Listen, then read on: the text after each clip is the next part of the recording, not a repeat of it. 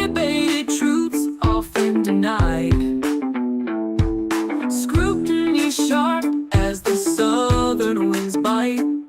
In our Aotearoa's halls we spark the fight. Scrutiny, read the stakes are high. Questions that sort of pierce the sky. Democracy's fire never runs dry. In Aotearoa we ask the why. The echoes of history paint these walls, where whispers of change answer the calls. Aotearoa beats bold and strong. We challenge the wrongs to make it belong. They say it's a game, but we see the cost. Every decision, a line that's crossed. From the mountains high to the ocean blue, the people watch the power accrue. Scrutiny, read the stakes are high. Questions that sort of pierce the sky. Democracy's fire never runs dry. In Aotearoa we ask the why. The echoes of history paint these walls, where whispers of change answer the calls. Aotearoa we ask the why. The echoes of history paint these walls, where whispers of change answer the calls. The Aotearoa we ask the why. We ask the why.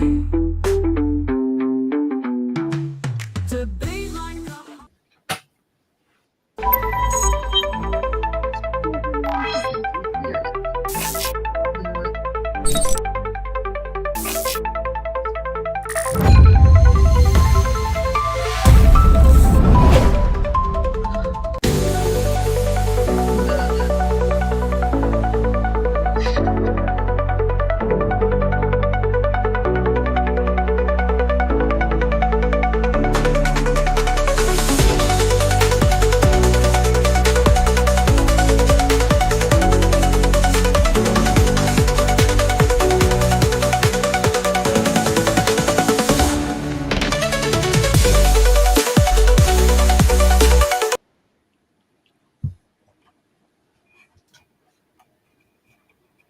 Probably helps if I push the button. Right, good evening everybody. Sorry we are running behind. I was having technical difficulties. Tonight I am your host Stacey. Ray, how are you doing? Fairly well, thank you, Stacey. Good to hear you so excited for tonight's show. Fake it till you make it, mate. All right, and sorry, I'm so blurry. I've tried cleaning my camera. I don't know what is suddenly going on with it. Apparently technology just hates me today. But anyway, today we are covering the 2025 to 26 Estimates for Vote Social Development, Hearing of Evidence, Select Committee. Not completely sure what vote means in this context, but I guess we'll find out as we go. Right. Are we ready then? Yeah, I'm ready. All right, let's do this. Push the button. Push the button. And push the button. We have Mrs. Upston and Mr. Potaka here for the first 15 minutes. Mr. Potaka, for any relevant questions. So if you want to make a brief opening comments, and then we'll go to Tricia. Great. Thank you, Mr. Chair. Colleagues, I'll make some introductory statements and then I shall hand to my colleague, Minister Potaka. So it's great to have the opportunity to meet you and go through the 2025-26 estimates for vote social development. Clearly, my highest priority as the Minister for Social Development and Employment is to support more New Zealanders into work, while ensuring those who generally can't work are able to draw on state support if they need it. Having a job, we know, is the best way to lift themselves and their families out of hardship. And our families, communities and economy are better off when more people are in work. I'm of course committed to the target to reduce the number of people on the job seeker benefit by 50,000 by 2030.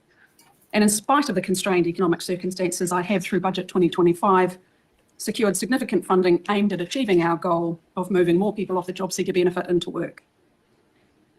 Our Budget 2025 confirms funding for MSD's multi-year transformation program to modernise New Zealand's welfare system.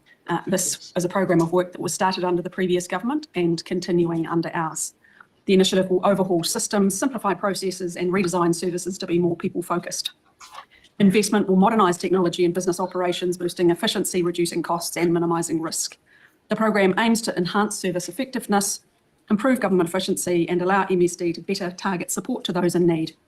Transformation is expected to deliver savings of about $1.9 billion over the 10-year period from a combination of administrative savings and getting people off benefits and into work from the 27-28 year. This transformation project will help deliver better benefits to MSD and will ensure that MSD is better working with partners and reducing red tape so they can focus on helping people and will significantly reduce the overall risk of system failure. Budget 25 has an Invest to Save initiative that allocates $343 million over the 4 years to maintain effective MSD employment support services, aiming to save $490 million overall. This includes funding 490 MSD staff for 2 more years to deliver case management and redeployment services, helping people into work and reducing the reliance on benefits. It also supports the Welfare That Works plan with community job coaches and bonuses for those staying off benefit for 12 months. Serving 70,000 clients at any time, the initiative leverages proven employment programs to meet the job seeker reduction target and deliver a net saving of $147 million to taxpayers. Our government is refocusing support for young people to encourage work or study over a reliance on welfare. From July 27, a parental assistance test will determine eligibility for job seeker support and emergency benefit for single 18 and 19-year-olds. This aims to strengthen the financial incentives for youth to pursue employment, education or training. The policy reflects the belief that young adults who are not working or studying should be supported by their parents in the first instance, not the taxpayer. This change addresses the concern that under 25s on job seeker support are projected to spend on average 18 future years on benefit, which is a 49% increase from 2017. Hold on. Okay, I have to pause there. First of all, hi Soraya, thank you so much for joining us. And this is Michael. I guess he's joining us too. Michael, that was it. Thank you. Hi, good to see you guys. How are you doing tonight? Good. How are you? Sorry, my technical difficulties. Don't worry, we started late because I also had technical difficulties. Yeah. Great. So Right. I missed the last little bit. So where are we? Yeah, at? so I wanted to stop it because people who work in stats have proven that this statement is incorrect. This is words. Where have my words gone? That's not what it breathes. Oh, what? Sorry, Michael? I thought, is it a misnomer? I'm trying to remember if I've heard. It's a projection. It's not a true figure. Based on modelling statistics, this could happen in an extreme circumstance. So this is not a true statistic. This is just what they are playing on to make people think that young people are lazy and don't want to work for their money. Okay. Well, you've got to have opportunities, don't you? You can't just work on a minimum wage to do a dead-end job. Exactly. So I didn't quite hear the statement. So what was she claiming? That people who go on a benefit under the age of 25 are on average going to spend 18 years on a benefit. I haven't seen anything like that. Have you? Again, that's an average. That's not a median, or that's the mean. That's a sum divided by the number of people involved. That's not really a good interpretation of the data, I would say. Yes, and it's also an extreme modelling prediction. This is worst case scenario. In actual fact, people who go on a job seekers benefit under the age of 25 are on average spending a maximum of 2.5 years in total until they turn 25 on a benefit of some sort.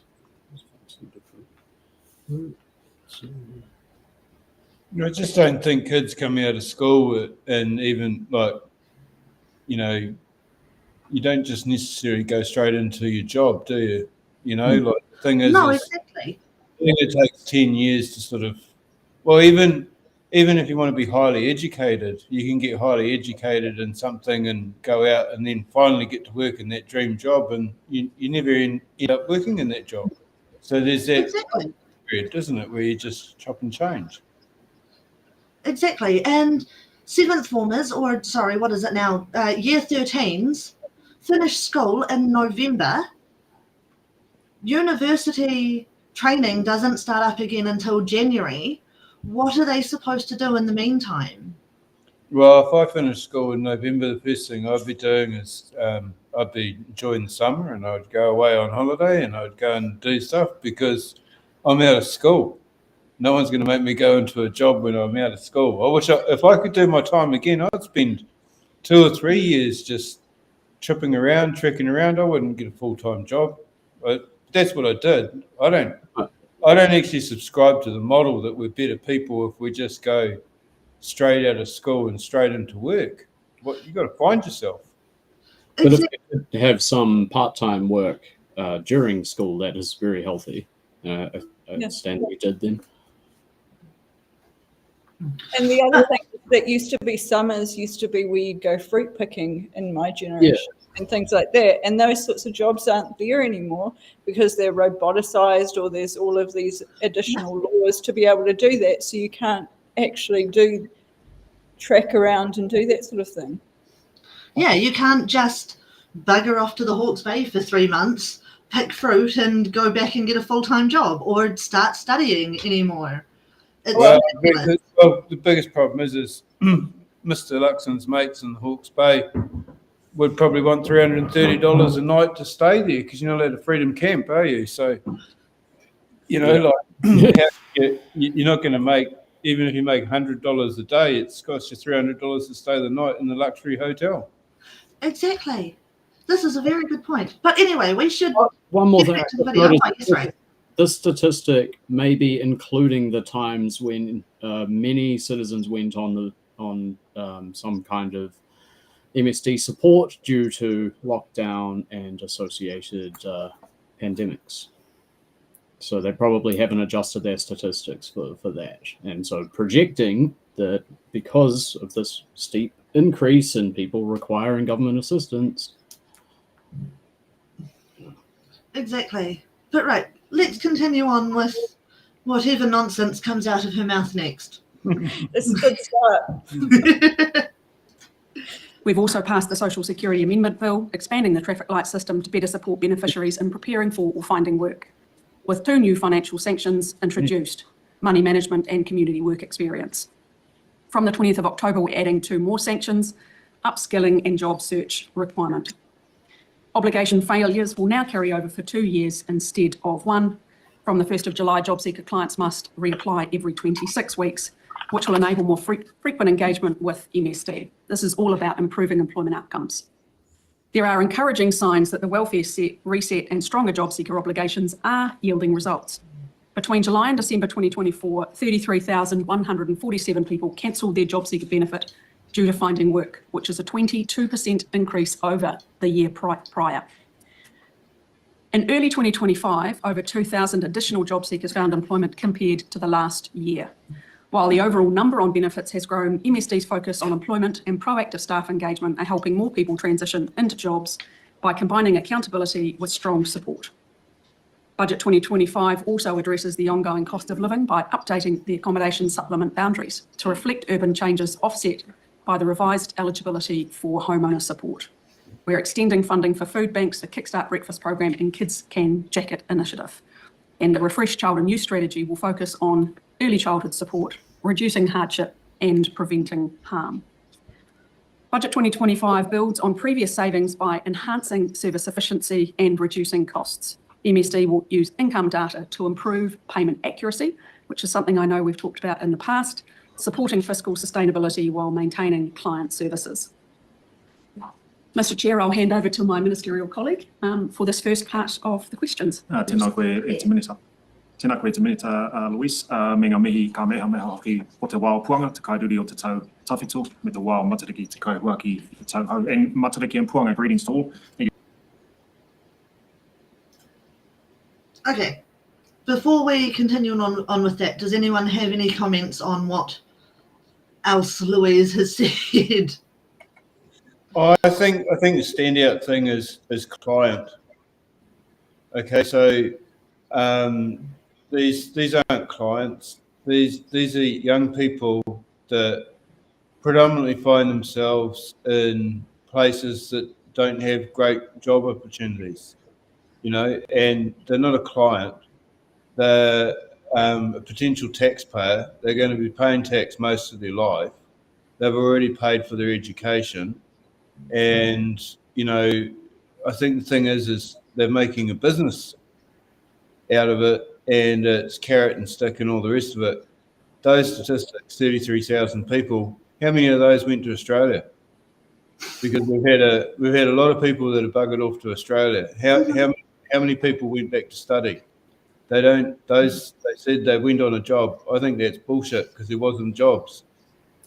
You know, like we haven't had 33,000 jobs suddenly appear since they started doing that. So I think that should have been cleaner and clearer, because maybe even if there was 33,000 people that went off jobs, the national government came in and created another 50,000 people out of work by cutting all of these jobs in the public sector.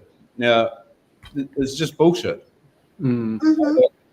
It's terrible to think that these kids are going to get battered around. Like, you're better off to say to them, hey, go live your life, have a bit of fun. Like I said before, like the thing is if you're going to do this, like this is what puts people into a system, and the next client they become of is the Department of Corrections. Yeah. That's You know, social services isn't about making clients, because we just become a client. Are we going to be students? Are students going to become clients? Well, I know when my marriage split up and then I was on a benefit for a while, they made it so difficult because they'd turn around and they go, oh, well, we overpaid you, even though I disclosed everything, nothing had changed, but they hadn't accounted for something. Then I owed them money for even though I was already struggling. And then you try and get a job and you can only get a part-time job. And then it's like you've either got to survive on a 25-hour-a-week job and get the benefit, or they don't actually let you transition because they're just so intense in their following up and statistics, and it's like there's no flexibility, and there's like and make sure that they're into good employment.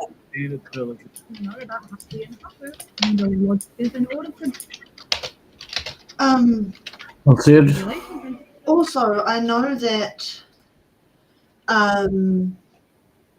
some of those statistics of people coming off of job seekers benefits are people who have aged out and gone on the pension, people who have entered into a relationship and therefore no longer qualify for a benefit, and people who have died. So no, they are not just looking at people that have gone into full-time gainful employment. They are looking at any means necessary to get somebody off a benefit. And you know why this hurts me is because when I was 14 or 15, I found out that I could make $900 in 4 hours by interpreting census data for target marketing and putting it visually on a map. And I wasn't driven in that way because I used that to buy the computer, and then I had my friendships and relationships and thought about the next step. And learned that I should have made the money while I could. But this is an absolute, who are they paying? Who's not doing their job? Oh no, they're just ruining the actual chain of everyone should take part in the bigger running of house. Never mind that. Let's just pay, cut all of the skilled work support so that people without educations get paid more and those that are educated leave so that they can get paid what they deserve. as well. I mean, we all kind of deserve the same wage sometimes, whatever. But like, if you're going to study that hard and get the fucking technical work that no one else can do, etc., whatever. Yeah, I'm not that guy. It just, yeah, I'm deep frustration right now. Please take the floor. Well, it's hard not to be frustrated at it. These are people that are they're going through a hard time, whether that's just getting into the workforce or whether it's just, you know, trying to get back on their feet after they lose their job or what they wanted to do didn't work out. And it's like, why are we hating on people that are in a bad spot? You know, it's quite a different thing if you've got somebody and they're using fake IDs and they're claiming for benefits or something. That's benefit fraud, but that's a completely different thing. It's very creative. Anybody that does that, full marks. The thing that's really peaked me off is the same time they're doing this. This has already come out that the people that are struggling the most in the world are from 18 to 26. These are the people that feel most disconnected. Yeah. This is like a huge international study. 200,000 people took part in it. It's massive, and so this is the people that like National woke up in the morning and I thought, these people don't vote for us. Let's kick these bastards in the ass. Now, it's really sad because it's the easiest group to just back off. And things are going to get hard. Things are going to get really tough. They were already tough. Food, I grow food. I've got food around me, you know, but it still costs us a lot of money when I go to the supermarket for the shit I have to buy. But when I look at what food costs, and I think, how the hell? And so if you actually wanted to eat properly right now, you've never got enough money when you're a young person to eat properly. So you're only going to be eating shit, you know? And then, you know, like we're a country that is like, we've never been making so much money out of food. And it makes us cry as farmers to see that our food's so damn expensive and we're so poorly fed. That's something they could do something about, and do something to actually make food affordable in this country. Well, you've got to get rid of the monopoly supply chain off the supermarket. Yeah, that's the number one thing, man. She just said, "Oh, well, we're going to give you breakfast, and then kick your ass all day." Yeah. You know, it's like giving kids in low decile schools breakfast free of charge is a fantastic idea. There are a lot of children that go to school in the mornings without having had breakfast simply because their parents cannot afford it for all the reasons that we've been listing. And it's not just because the parents are too lazy and too addicted to substances to go and do the groceries. It's because they are choosing between heating their home and eating for the week. They are choosing between drying their laundry or having a shower. It's ridiculous, and nobody should ever have to live like that. But you can't say that you're trying to help children in schools with food when you have the current school lunch debacle going on. Oh yeah, see, I just glazed over that. Yeah, it's disgraceful. Like my oldest sister, before she moved out of the region, her kids were in a school with the school lunch program, and this is prior to it being made over. And the girls loved it. They thought it was the greatest thing in the world, right? They got butter chicken. They got that's the only one I ever remember because that's what they were most excited about. And now my sister has moved out of the region, obviously taken her kids with her. And the girls are now in a school that is not in the school lunch program because they have a garden to table program at their school because it is a very rural school. And my sister has said that she is so glad with the changes that her kids are not eating that shite. Hmm. It's They grow food of this. I think the local one in Silverstream has a plan there. Like they've been gathering resources. They haven't opened the department yet. I love that idea. Absolutely, that's my 10-year plan is get to a place I can do that for the community over the next 10 years. Yeah, in the magic, hey, it's like if you can teach somebody how to grow food, Mm. like Yeah, I'm horticulture trained. Yeah. yeah. I'll tell you another thing that's like it really sort of got me today. I've got a really dear friend, Lee Somerville, and he had quite a silly accident out fishing, but he was a horse trainer, and he was one of the guys that taught the horse riders on Lord of the Rings. So there was 2 or 3 of them, and like they had like 300 horses, and they taught about 400 of the cast how to ride and things like that. So he's a real character. Anyway, he's on a school bus, and they did a thing on him on TV, I think last night. But we don't have TV, so I didn't get told about it. But I can just imagine it. And all the kids love going with Lee because Lee goes and picks them up, and he sings with them all the way. Like it's a far out rural trip, and he just makes school so much fun. And all the parents said, "This is all really good, but the kids don't want to go to school with us anymore. They only want to go to school with Lee." Hey, at least the kids want to go to school. Yeah. And that thing, like so many kids I talk to, they really hate school, and like that's what's wrong with the system. And I'm not saying that everybody's a Lee, but there were some teachers at my school that made it fun. Some real old bastards too, but there were some that made it real fun. And I think that's the thing is like this is just more pain. Like you got to move people towards pleasure, not pain. You can't, you can't just keep making pain. You've got to make pleasure somewhere. Yeah. Well, speaking of putting people through pain, unfortunately, we haven't even gotten through this introduction yet, so we should probably move on. Let's go.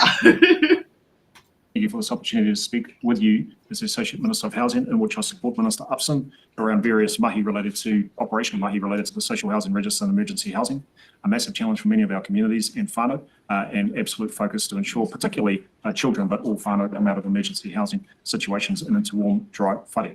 I'm not going to take too long for these opening remarks, and I'm happy to take questions or comments as they fall. Thank you, Minister Secure. Thank you, Ministers. Minister Potaka, you're only here for 15 minutes and you've used 7 minutes for opening statements, so I'll get straight to the point. Have any frontline providers told you that homelessness is increasing because of the changes of policy that we've brought in? Frontline providers have a variety of comments.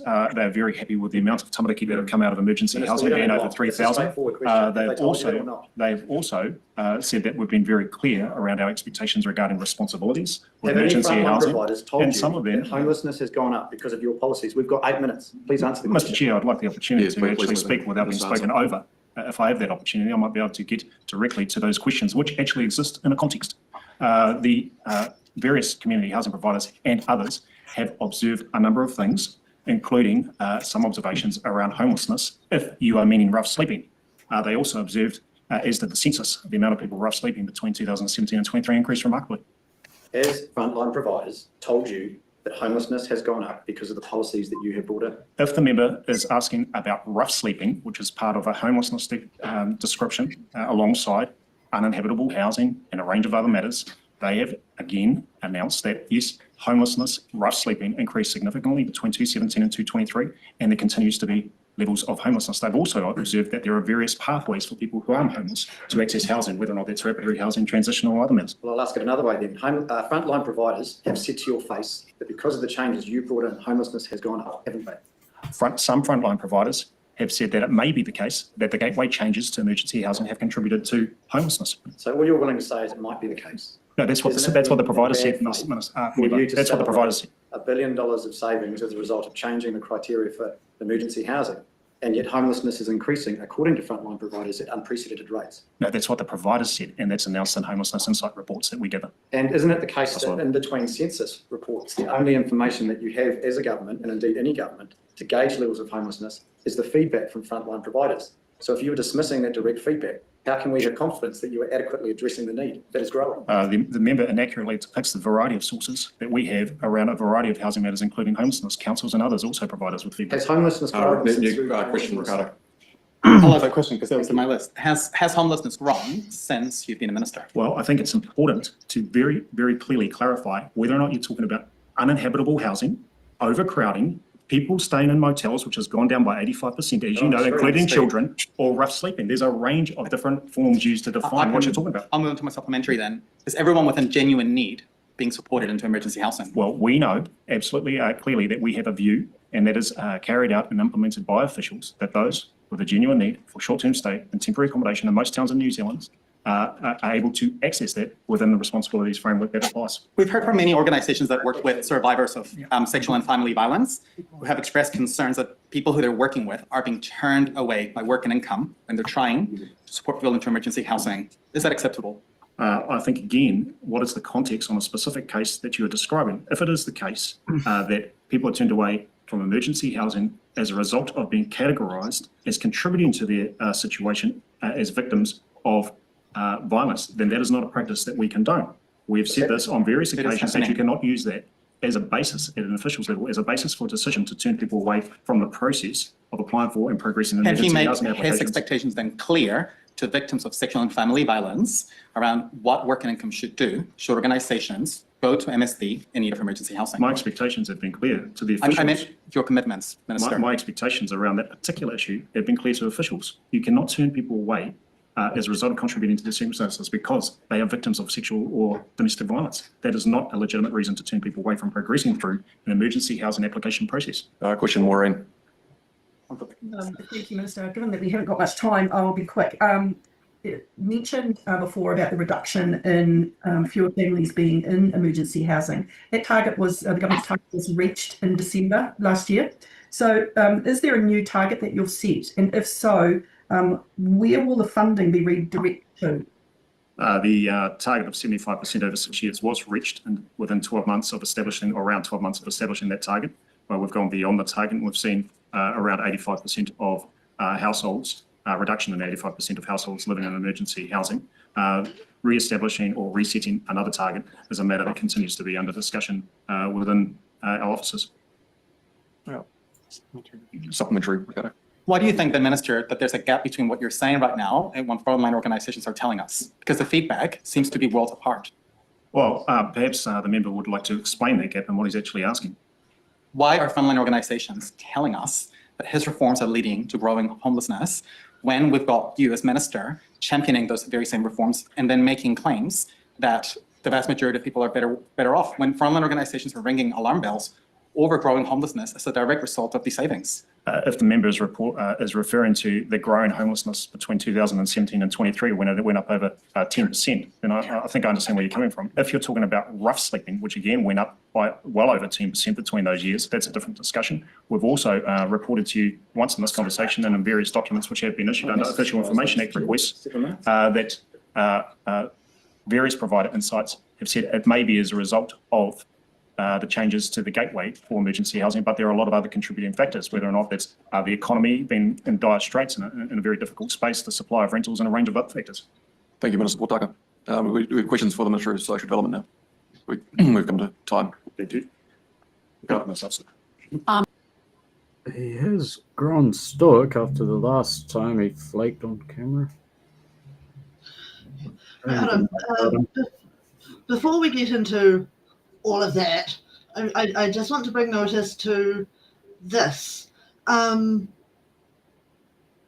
current Prime Minister has not had to escape poverty. No one has belittled the Prime Minister tonight.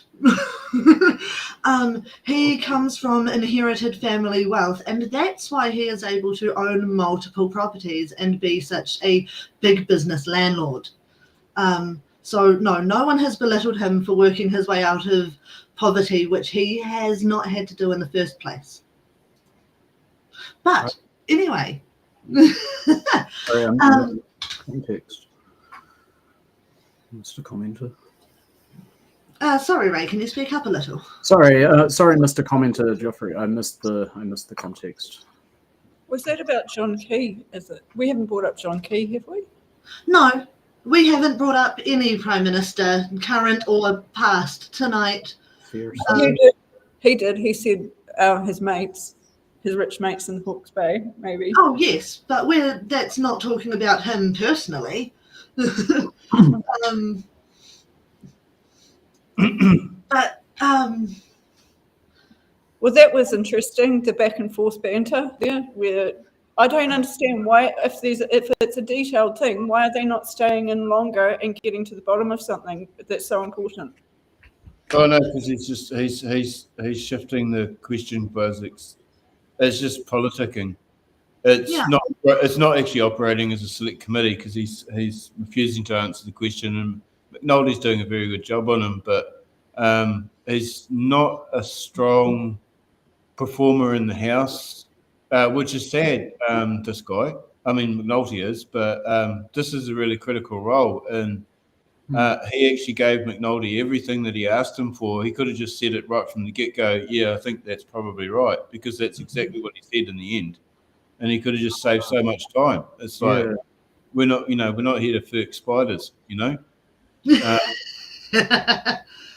But we are not.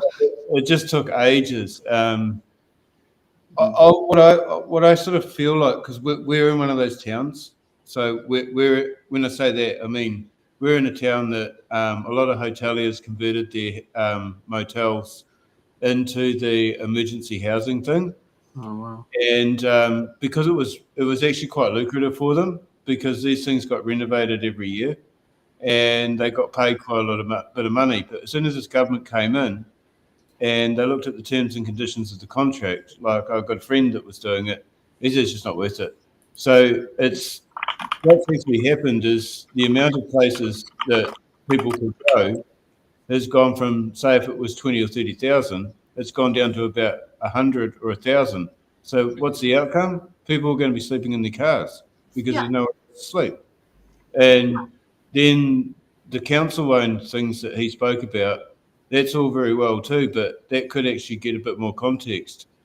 The government doesn't want to pay the actual market rents for those. So we've got about 30 of those that got built in an area which is supposedly social housing. Those rents actually end up more than what the rents would be just any old house that's around at the moment. So those things are empty because even people with jobs can't afford to pay that much rent and live in, So, but those were made on the premise of the previous government's policy, and they would have been fine. They would have been rented out. So it's really a supply and demand thing. There's too much demand, not enough supply, and it's got nothing to do with their policy. But, it's awful to think that they're just so casually talking about this. This is a bloody cold winter so far. For people that are sleeping in their cars, that's horrific. It's horrific. It's not like Australia where it's warm. This is a bastard of a country to sleep rough. And for them to treat it like that it's sort of where he's like going back and forth and they're going homeless or sleeping rough. Like, what's the bloody difference, mate? There is no difference. There is Right. absolutely Actually, no difference. Whether you are sleeping rough, sleeping in a car, sleeping under a bridge, sleeping on your friend's couch, sleeping out the back of a motel, it does not matter. You are still homeless. In the context of the question, it might have. Sleeping in a tent in a campground because you can't afford to go anywhere else. Yeah. Sleeping in a long stay cabin in a campground for $400 a week because you can't afford anything else, or you don't have the credit score to pass the credit check for a rental. It's a distinction without a difference. And so it possibly matters for their stats or what category you fit in, but it actually doesn't matter for the lived experience of the people in the community. because it's just desperation. Yeah, sometimes, I mean, a lot of rough sleepers do seem to wholly choose that at a certain point in their life. I've met a few that legit seem to be fit and healthy in their routine. Others, like I just visited Lower Hutt Queensgate yesterday, and immediately there's someone lying down in the sun on both sides of the road, and we're like, okay, whoa. Yeah, but blanket man always used to get arrested about this time of the year and get about 2 months. 2 months, Yes. like, you know, feed for a while, and then you In the know. warm. I remember one time he went up for sentence and the judge knew what he was doing, and so he swore at the judge to get another month because otherwise he'd get out too early. Yeah, I met him at court once too, actually. It was very intriguing. Oh, he was definitely a very interesting man. Wellington is a much sadder place without him. And Bucket Man, actually. Yeah. Right, but yeah. we should attempt to move on. He didn't need that. The answer of the question didn't need to fight the question. The question was clear. Yeah. And the other thing is, it used to be relative. You could live on a single income. In Levin, it was where the manufacturing was done or growing things, and there was always jobs, and you could live off 1 or 1.5 income. Sure. Yeah. And you can't do that anymore. And so even people that have got jobs are struggling to keep housing. So yeah, defining most vulnerable, it's got to be done somehow, but really free up the resources, stop firing people, just do it, pay it back later. Make people happy, they'll generate more, they'll pay more tax. Come on. Yeah. I totally agree. I think there used to be a thing in New Zealand where it was a jobs guarantee. And so even when you lost your job, you got paid and you did public work. And so it was considered a human right in New Zealand to have a job until Rogernomics came along. Okay. And what they found was not only that when you lost your job, the poverty actually reduced your IQ about 10% because you were so busy stressing and worrying about how you were going to get through the day, you were actually making poorer decisions. And so it's not like you're not stupider, but you're living in terror and survival mode. And so that actually reduces your ability to make good, sensible decisions. And so everything they're doing is actually contributing to people making worse and worse decisions because you're putting them under more and more duress. And I think the one I've got that talks about it is a book by Wolfgang Rosenberg, who was an economist here. Write that down. Wow. Okay, we should try and continue. But please let me know what that book is again later so that I can write it. Looks like Ray might be writing it down already. Cheers. All right, let's go. All right, thank you very much. First question. So why have you not continued the time-limited funding for Tama Rangatahi, despite that program exceeding many of its performance expectations? And you're now seeing actually 100 less people being supported as part of this program as it was doing so a few years ago. It has been continued. And why are you not continuing time-limited funding? Why are you basically delivering 500 less people into employment as part of that program? Yeah, so at a time of growing unemployment. So let me explain, as I said in my opening remarks, the Invest to Save initiative that we have undertaken, which is ensuring that the most effective intervention in supporting people into employment, which is case management, is continued. Those staff were also time limited, and so we have extended it for a couple of years. What we do know, evidence tells us that case management is the most effective, but of course we have continued and will continue to deliver a wide range of programs because we do know that different programs work better for different groups of individuals. But you accept that in August 2024, you announced time-limited funding for this very initiative with the goal of supporting 3,000 young people into employment. MSD only supported 2,500. And now your target has now been reduced from 3,000 to 2,500. At a time of growing unemployment, and with the minister talking a lot about how young people could stay on a long permanent benefit, why are you not investing on employment services initiatives like this one with a greater amount? Well, we are investing. If I look at community coaching, for example, and the new bonus payment that will come in, they are exactly the sorts of interventions that are being funded with this Invest to Save. It is exactly what it says on the tin, greater investment to get greater employment outcomes, and using a range of evidence-based interventions. The one that is the most successful is case management, which is why we continue to invest in it.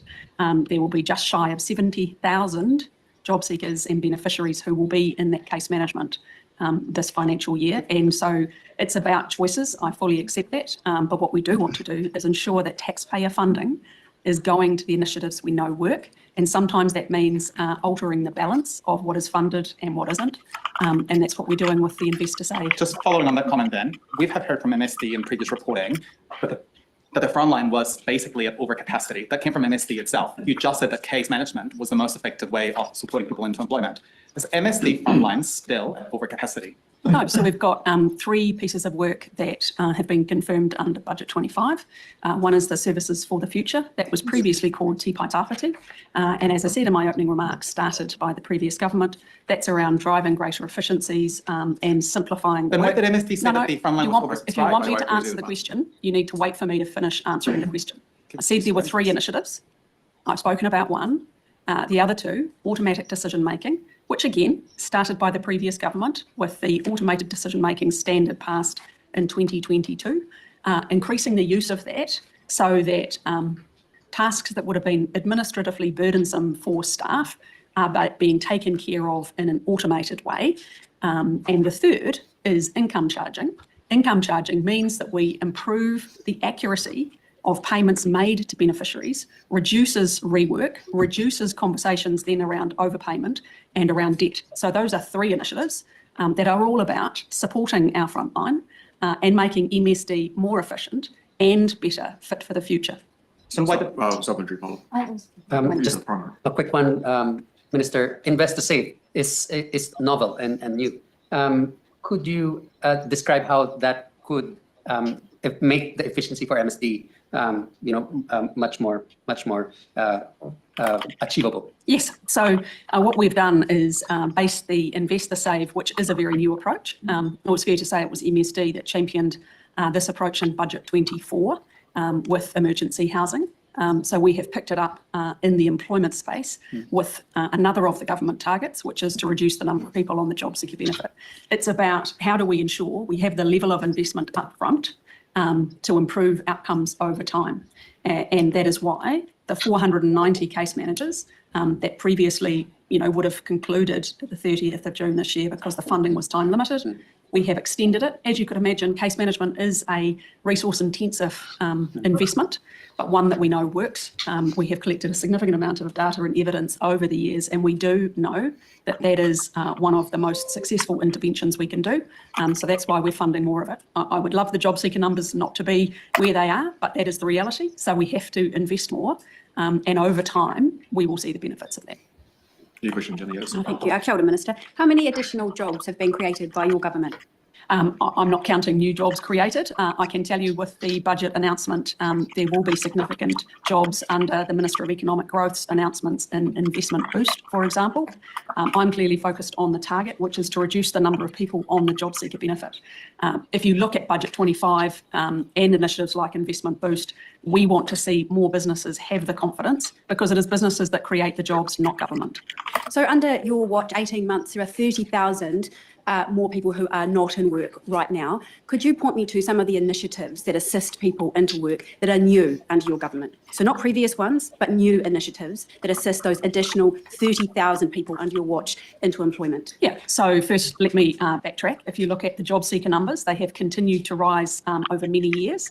What we do know is when we have excessive government spending, higher interest rates, higher inflation leads to a recession, and unfortunately people lose their jobs as a result. That is the point of the cycle we are at the moment. I would love to sit here and have a different set of circumstances, but that's what we inherited 18 months ago. That's what we are dealing with. I'm not necessarily convinced that lots of new programs get the outcomes we desire. Community coaching and welfare that works is what we have initiated. But as I've said in my opening comments, I'm far more interested in things that we have the evidence for what works. So Hei Po Tama Rangatahi, which was launched by the previous national government in 2017, is successful. We're continuing it. Mana and Mahi was introduced by the then Labour government. It's working, so we're continuing it. Case management, though, case management is proving to be the most successful, even in very challenging labour market conditions. And as I said in my opening remarks, I'm really pleased to see the large number of people exiting the job seeker benefit into work despite challenging times. You would expect that the numbers would be lower than a year ago, and that's not the case. So what we're doing is working, and that's why the Investor Save means we can do more of it. Do you think that scrapping workforce development councils has contributed to New Zealanders having 30,000 more people not able to find employment? Well, as a Minister for Social Development and Employment, I'm not responsible for workforce development councils, and I would suggest that member ask the question of the Minister responsible. What part of the budget reflects economic growth, considering we have lower growth, we have wages that are stagnant, we have businesses closing, and there are more people in New Zealand losing their jobs? Well, as I've outlined, unfortunately, the conditions that we have come into, very high government spending, excessive and wasteful government spending, leading to high interest rates, high inflation, economic recession and job losses, is the reality of what we are dealing with. So if that member has questions for the Minister of Economic Growth, I'd invite her to ask them of that Minister. But this is a growth budget, clearly investment boost, and I hope that member was at Field Days last week because she would have seen the very businesses that employ New Zealanders all over our country who see that one initiative alone as being a significant stimulus to help get our economy growing again and back on track. And when businesses have confidence, of course, they employ more staff. Last one. Cumulatively, there are 66,000 more people on job seeker over the period to June 27 than forecast at the last election. Does this demonstrate that the policies that you're implementing are failing and that you're simply trying to blame a previous administration for your own failures to get people into work? Not at all. We are dealing with a recession. We're dealing with economic conditions. Listen to any economist and they'll tell you they are going on worse for longer. The economic recovery is more sluggish, and that's a range of factors that the member You don't believe will you've contributed to that at all? Definitely not. No, we have gone on top of government spending. The savings identified in this budget are a good example of that. Have we got more to do in terms of savings? Absolutely. But we are focused on the job seeker reduction target, and I am not shying away from that target to reduce the number of people on the job seeker benefit by 50,000, because our government knows how important it is for individuals and families to be in work. We know that is the pathway out of hardship. And that's why we continue to focus on that as one of our 9 government targets. Move to Maureen. Thank you. Minister, just a sup to those questions about the unemployment. And I note in the budget documents that you are still expecting to see a rise in main benefits over the next year. So can you please explain how this budget is going to help bring those numbers down and what gives you confidence that your programs are going to be working? Yeah, so the member quite rightly highlights the change in the BFU forecasts of 24 to 25, and it does show benefit numbers continuing to rise, peaking at the end of this year. If I look at BFU 24, the original estimation was that job seeker numbers would peak in June, but that's been pushed out. That is why, in discussions with the Minister of Finance, I pushed incredibly hard to increase spending and employment initiatives in this budget through the Investor Save, albeit a new approach, because we have to, in effect, invest to support people into employment. And that's exactly the approach we've taken. And the member before me, well, hopefully would realise that the job seeker numbers were always forecast to increase before they got better. That doesn't mean you walk away from those people, because I'm very clear, every single person who comes off welfare and into a job, it can be life-changing for them, and that's what I'm committed to. Just a supplementary on that, Minister, just how important is it to get people under the age of 25 off the benefit, and how quickly does that need to be done with data that you're seeing?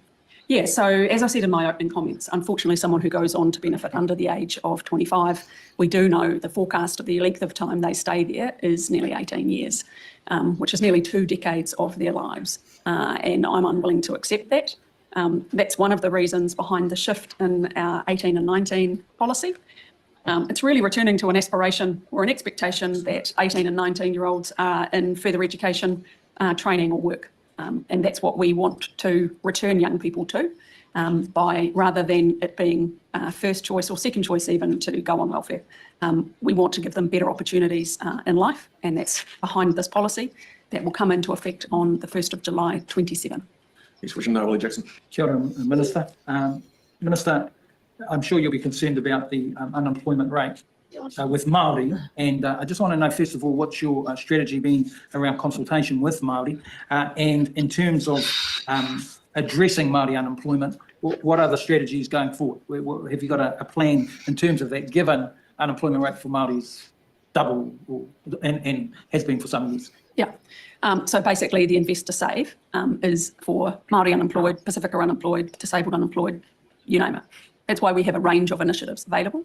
And if you think about case management, that is why it is effective. It is dealing with the person in front of you, the challenges and barriers they face to employment. So yes, what we do know is when the labour market is tight and unemployment is higher than we'd like, it disproportionately affects young people, Māori, Pacifica, disabled. And that's why, again, focusing on an Invest to Save allows us to put more resource into the things that work. Yeah.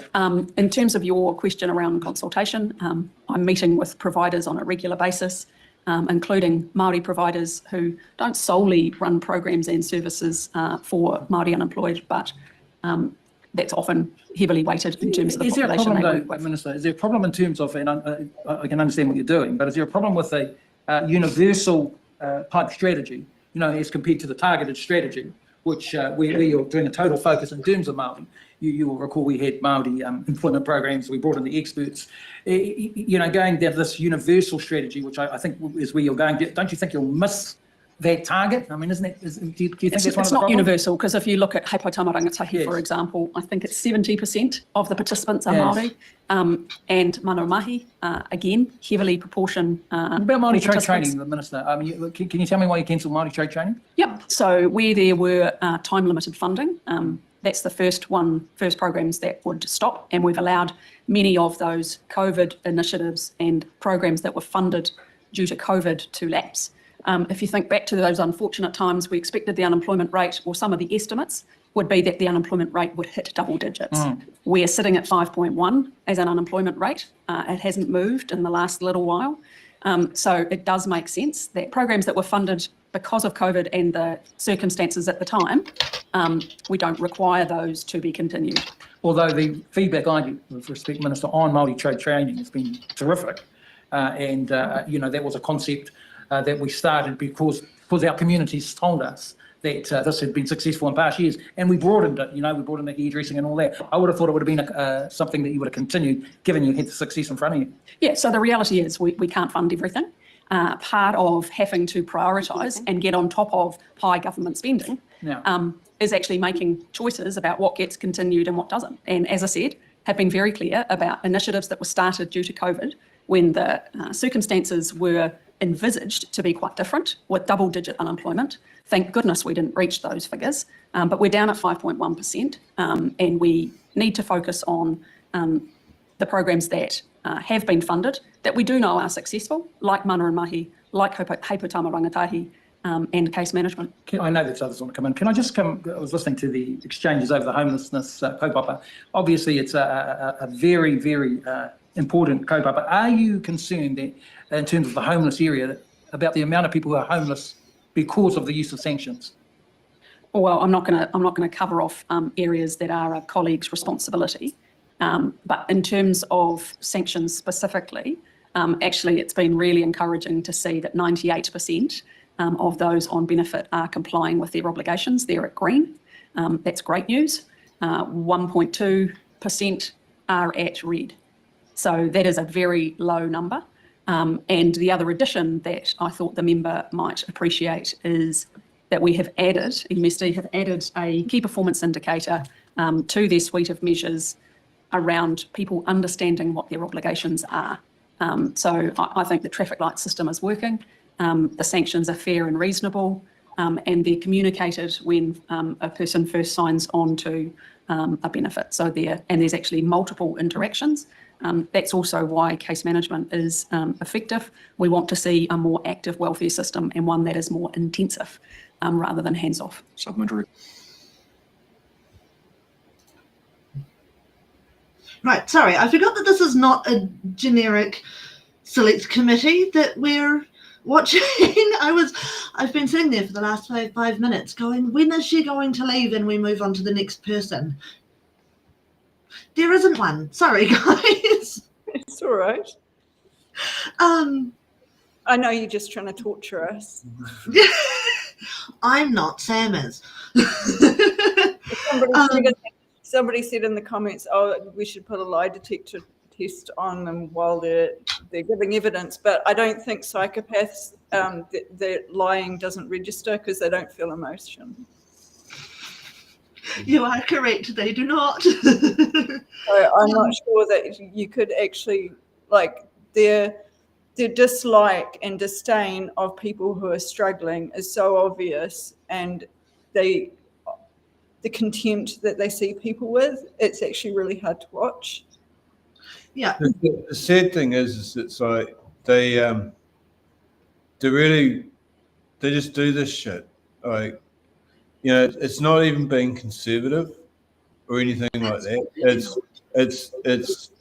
It's sort of basically it's like the previous government. You know, it always starts with the previous government. You know, was a court case and where the bee's knees.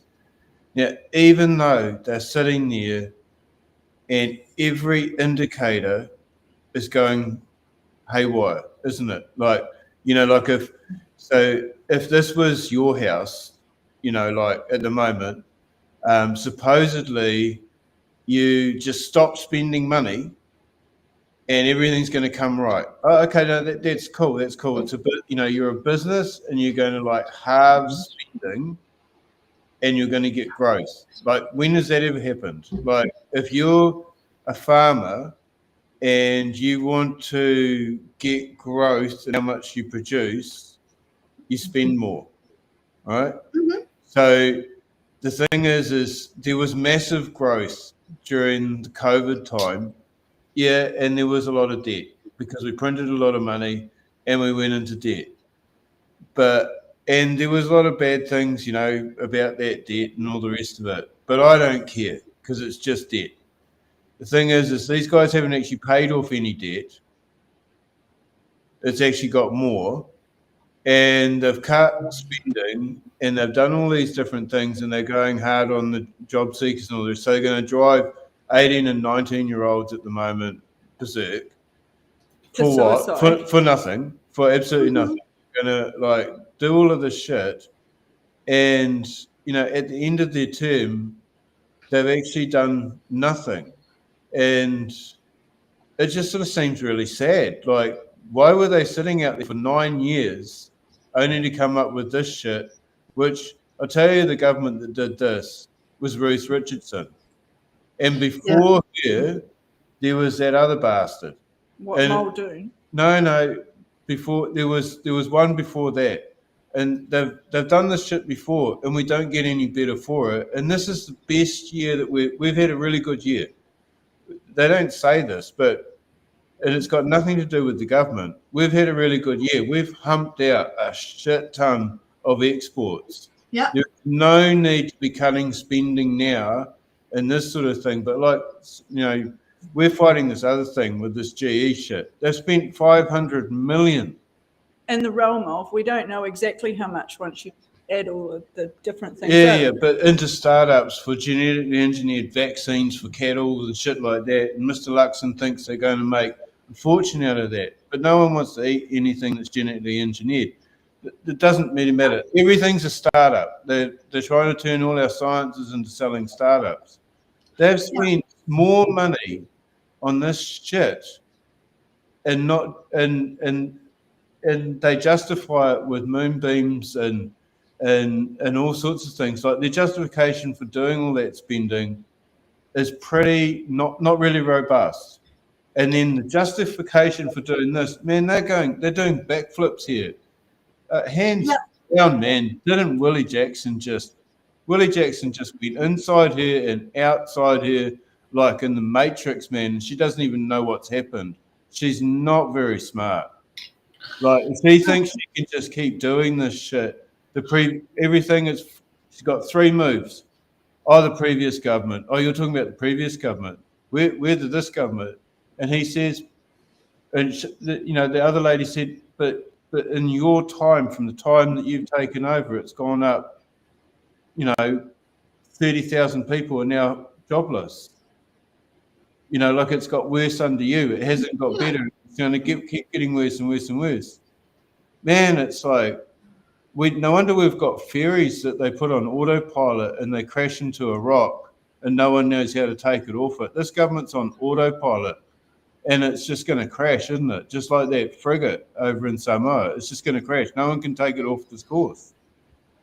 Yeah. The government makes my brain hurt. Well, like when you're doing something, and it's like when you're growing something, when you're trying to grow something, because she's talking about growth, when you're trying to grow something and you're sitting there and you're standing there staring at your garden and nothing's sprouted for 2 years. Don't talk about my garden that way. No, but if you're sitting there, you're not growing something, are you? You're killing it. And it's like they're killing the economy. But it's also what you invest in. So again, going back to this the patent thing, right? We had a science that used to study ecology, and that was a good investment because it was how farming could integrate with nature, and we weren't ruining our conservation land by over farming it, right? Now they've turned it into patent-based technologies, and they're all on get rich quick schemes. Mm-hmm. And they're believing their own ecosystem because they've all got them into MPI and MFE, and they're all writing reports and giving each other awards. And then it goes out to farmers like it did in the field days this week. And the farmers are going, you're wanting me to buy something that's going to cost me $30 a cow every 6 months, and it's going to devalue my product and might even get it turned down at the border. Why am I doing this again? Like, explain to me why you've invested in this, because this is going to destroy my market. And it's like you've come up with this crazy scheme and you haven't actually talked to the end user. No. You're just trying to make somebody's life more difficult. One of the big things that they were trying to sell at the field days was robotics and technology, like just artificial technology, cutting down the amount of staff that you need. So increasing unemployment. So, but she said there in that thing, you should have been at the field days because that's where jobs are being created. It's like, hang on, we've just been watching that. That was where jobs are being deleted, and she's also, do you know what I mean? Like, she's actually not being, like, if she was there, maybe she drank too much or something and just didn't. But and she sort of said, what I just picked up, because I'm a numbers person, and 70,000 people, 490 case managers, and everyone says that if you have, I'm not really into this because I don't really want more case managers or anything like that. I don't want people subjected to this shit, but that works out to 150 people per person. So if I was in sales and I had 150 people, 150 clients, and I had to try and ring them at least once a week, how do you think I'd get on? I'd be like, I wouldn't want to, there'd be a high, I would say there is a huge staff turnover at the Ministry of Social Development. Yeah, there is. That's why there's only 490 staff, because a lot of the unemployed are coming from the actual Ministry of Social Development, because it would be like asterisks in the 12 tasks where you turn people into chickens and idiots, as you put someone working in that place and they're just going to just blow their mind, and it's awful. And anybody that would want to work there, man, you'd be a bastard. You'd be an absolute lowlife. Yeah, they talk about creating a job market and giving jobs to people, and this is what we need and that is what we need, and etc., etc. And you're exactly right, without talking to the people at the end who they say they're trying to serve. They're doing a terrible bloody job, and they're not thinking that, well, they don't seem to be thinking that these strategies and these things that they're putting in place to supposedly help people are actually harming us in the long run. WINS workers, MSD case managers, used to be trained for 6 months before they were allowed into the building to work with a client. Because they kept losing staff and their turnover was so high, that training got cut down to 6 weeks. The majority of MSD case managers do not actually know most of the thing that their clients are entitled to.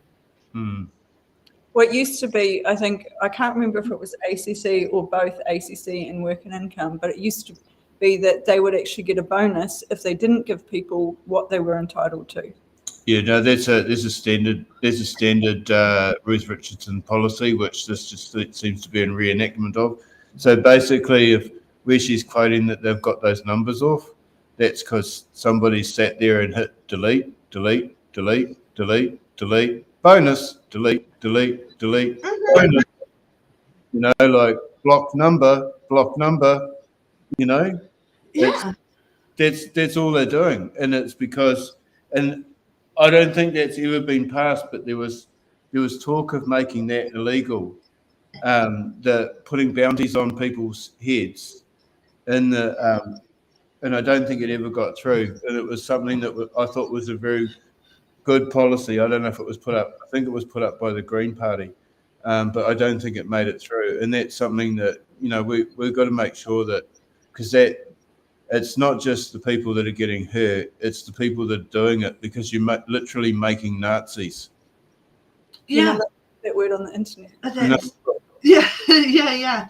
No, I think when be careful, you'll get us flagged.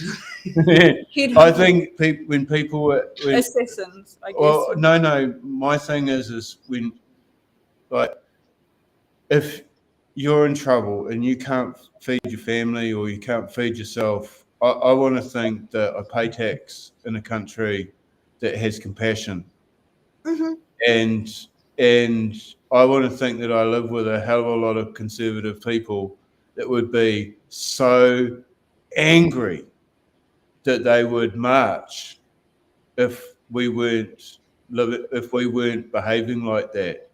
And, you know, the sad thing is for conservatives in this country is they think it's okay if what they call the left is outraged. They don't have to get outraged. Well, there's some conservative values that you should never let go of, and that is compassion, because conservatism is meant to be from a faith-based thing, where you love thy neighbour.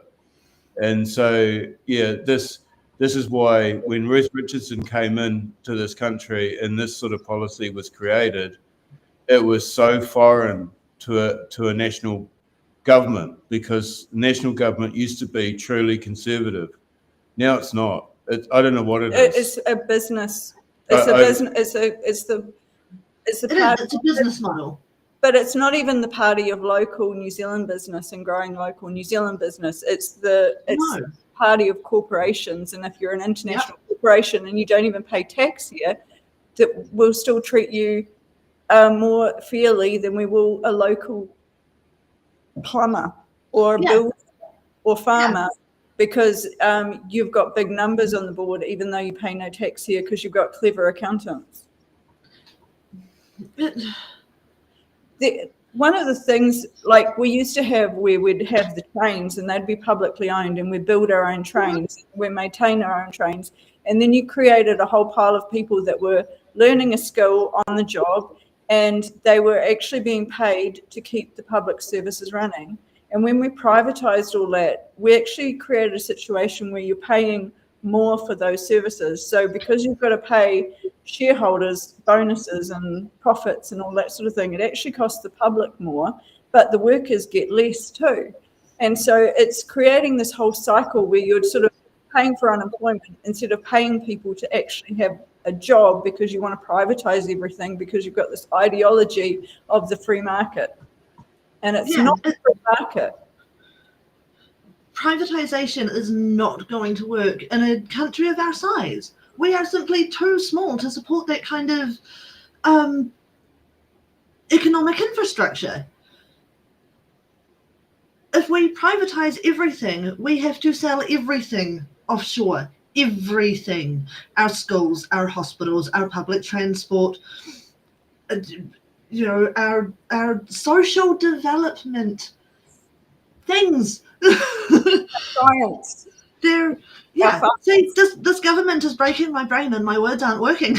It's quite shocking, actually. Like, normally you'd have I might submit on 4 or 5 things a year.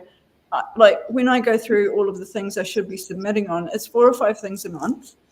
And I'm just overwhelmed, and that almost seems to be part of it. And that's, again, not conservative, ripping out the structures of the society that's held it together.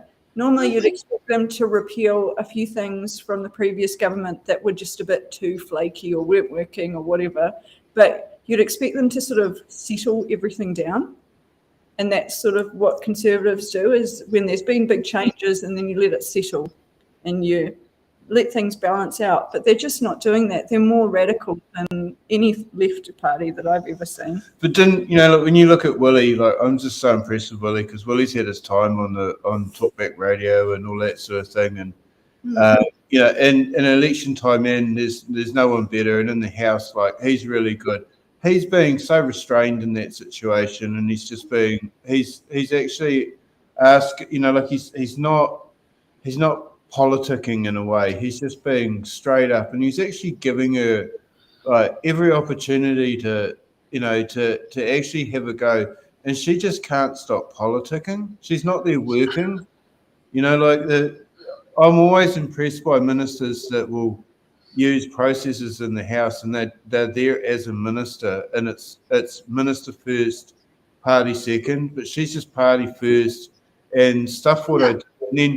And then she's like saying, oh, well, I don't have to answer that question because I'm not the minister for that. Like, you should know. Yeah. You should really know. She really is. Like, she is, you're right, she is actually just saying, fuck the average Joe of this country. Like, that's all there is to it.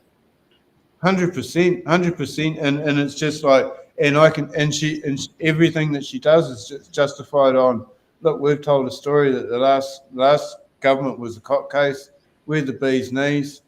If anyone says that we're not, well, you just got to remember that the last government was terrible and we're better. It's like, geez, what the story is actually the last government was terrible and you're 10 times worse.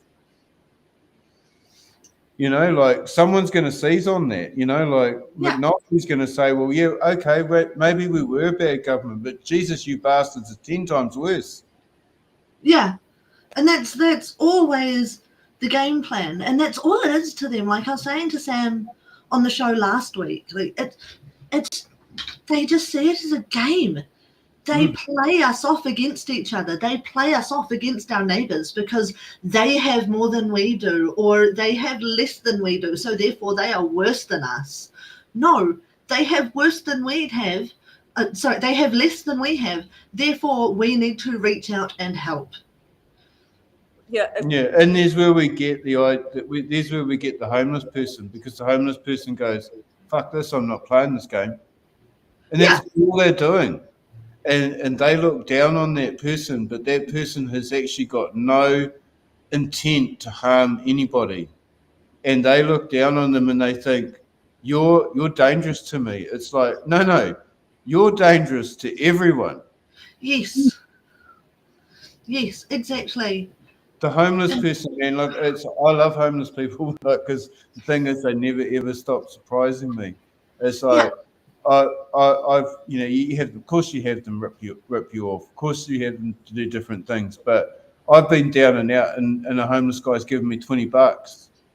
Oh wow! Yeah, you know, I was down and out. maybe I looked homeless. I don't know. I was pretty drunk, but you know, like, and it wasn't necessarily somebody that I'd helped before, but like as young people, you know, like when we'd go out on the town, we were making lots of coin. So we saw some guy that was down on his luck, we'd like throw them some money, you know, but I always noticed that the people in suits didn't. Yeah. You know, like we were working in forestry and people will walk past in suits that were worth about what I earned in a day. And they'd never give them homeless people anything. And, you know, No. I just, yeah, I don't know. I don't get conservatism without compassion. I don't understand that, and I think that's incredibly, you know, like it's incredibly dangerous because it's an elitism, and an elitism is in this country. It's too bloody small, and it's too basic. We are not a sophisticated. We've got no justification for elitism in this country because it's we don't even have fast rail. Yeah. You know, Exactly. Pacific. Don't get it confused, man. Like our airplanes can't even run on time. You know, like we've got no justification to have elite people thinking that they're elite, and that's what these people are introducing into our politics, and it sort of ruins it because we weren't ever like that. But that's everywhere in the world, isn't it? Whenever there's an elite class, that's the problem. It creates a problem. Hi, Ray. Hi, I made it. Welcome back. Duties completed. Yeah. No, I don't understand conservatism without compassion, but also without tradition. And this government's like trying to get rid of the Maori MPs, trying to change the Treaty of Waitangi, trying to change all of these founding documents. That's not conservatism either. And it just really, I'm quite confused of it, to be honest. I don't really understand what's Yeah. There we go. That's and I was just going to say before, like, you don't have to be, you're a structured religious person to have compassion, to have empathy, to love your neighbor, to want to help your fellow man in your country where you live. You should not have to be a religious zealot fanatic. Yeah. To want to raise the bar for the people around you instead of just yourself. Well, see, the thing is what I don't get is like, even these rich people, they want to see, you either want, I think we've always been a country that what we've started on is that the more money that everybody's got, the more wealthier that we're all going to be. And it rises up like that. Now it's like, and what this government really looks like to me is that the amount of money it can strip out of the bottom and put in the top. And that's shit. Well, you no, know, like it stays in bank accounts. It doesn't actually get spent in the economy, and so it makes it doesn't. Yeah, the whole country can't grow. Whereas, like, you know, they always say China's like, oh, communism, but that's how they work. They try to bring the more money, everybody up together. Yeah, everybody up, and of course, you know, and what of course they do. They go round up the oligarchs and they take their money off them. But like that's not a bad thing. Michael Hudson, the economist Michael Hudson, he says that China isn't a communist economy. It's an industrial economy. So it's actually stayed at industrial capitalism, where it's trying to lift everybody up out of poverty and get everybody working, and it's created regulations so that the wealth cannot be stripped out of the country. And what are we doing? We're stripping the wealth out of the country and putting it over in Wall Street with KiwiSaver and all sorts of things, and like letting investment funds buy up our farms and plant monoculture pine trees and cut them down and leave all of the slash everywhere, and so all of the beaches are polluted. I don't know if you've seen that in the Hawke's Bay. So yeah, it's just everywhere. It's just like trying to make money and you're actually losing it. Yeah. Did you have something to say, Ray? That reminds me of my submission on the regulatory standards, because I'm thinking, if what about your community appointed overseer or something that can come into a forestry site and be like, yeah, you're doing this, doing that, whatever?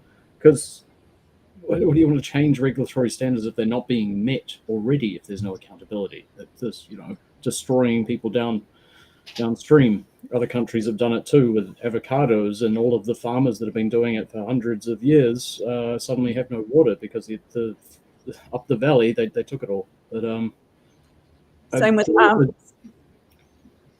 Same with almonds. Right, and that might explain why I didn't digest that mouthful the other day. Soraya, I think you mentioned once, or it might have been you. We had a employment security of a sense. If you don't have the job, you can get a community service job kind of thing. I want to see that. Yeah. Time rather than it be a punishment. Community service done right, willingly. What used to be just things like restoring things in the Yeah. the railing, you'd be painting the railing today. Ah. As part of your community service, not community service, but as your employment. So thing was like even caring for the shared spaces that we have. How come that isn't freed up? It's just gone into employment companies. It's not just available there. The work isn't available. Yeah.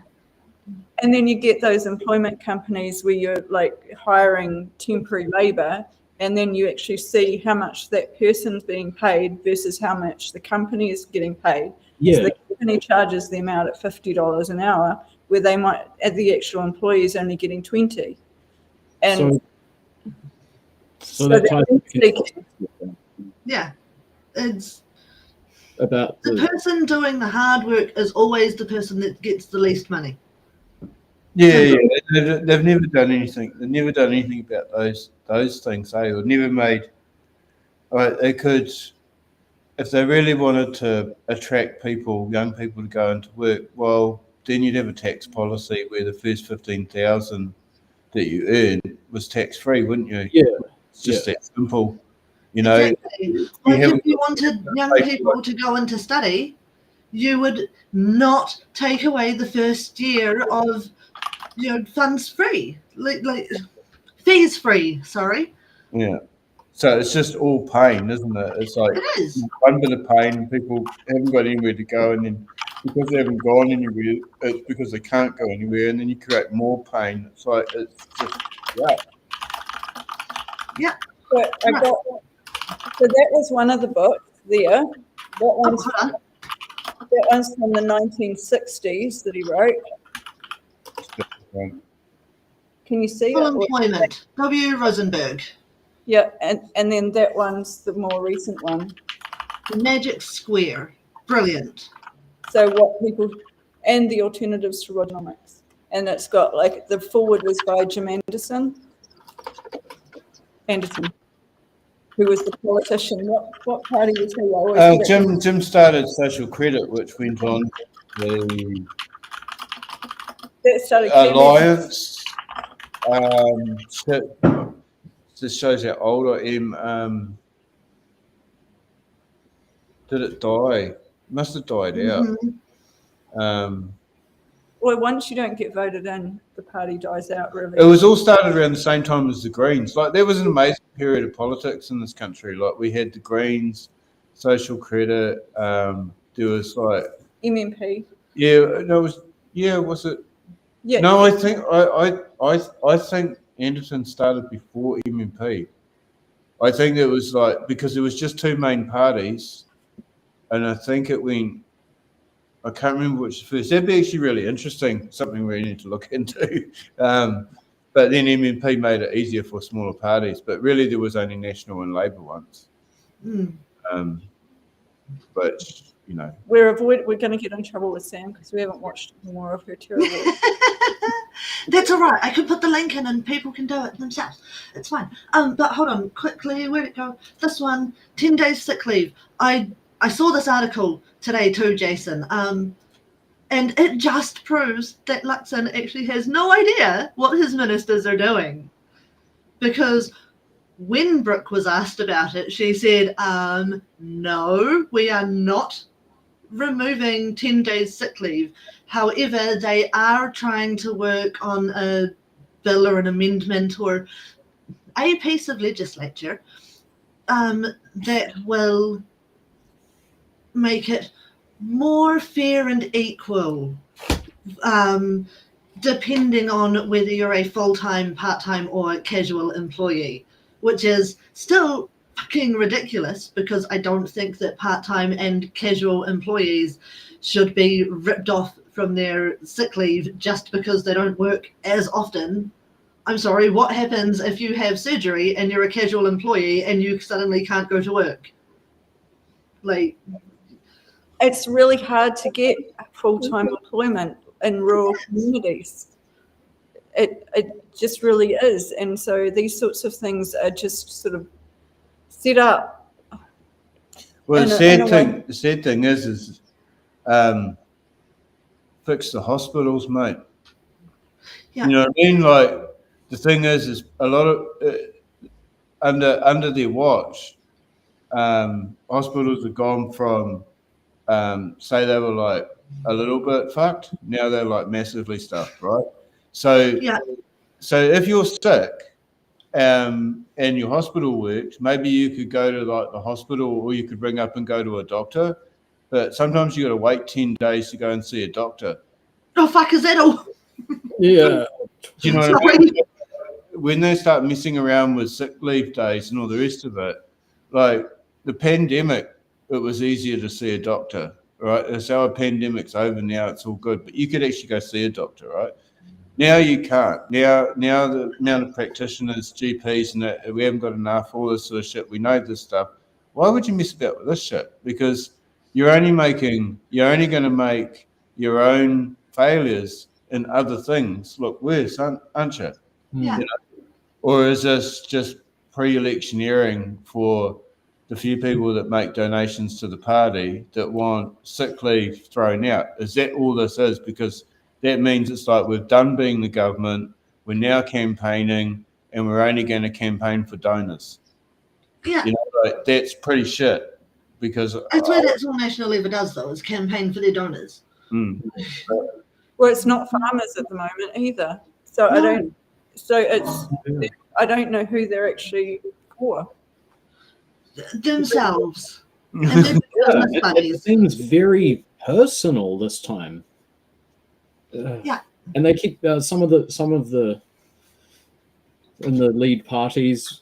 They do betray their own hand when they cite the other side as accusing them of this or that. Like, we didn't actually say that, man. Yeah. We spoke generally. You're the one that's getting defensive, so Yeah. that's my point. Yeah. Forcing the good side to be even better with their delivery of words. But yeah, it's pretty. That's the one I have seen that's stuck up for me. Like, you know, messing around with sick days, because like that's, you know, the worst thing is if you are crook and you carry on trying to work and stuff like that. Sometimes it's okay, like when you're young, you know, like sometimes it is good. And sometimes you just get over it.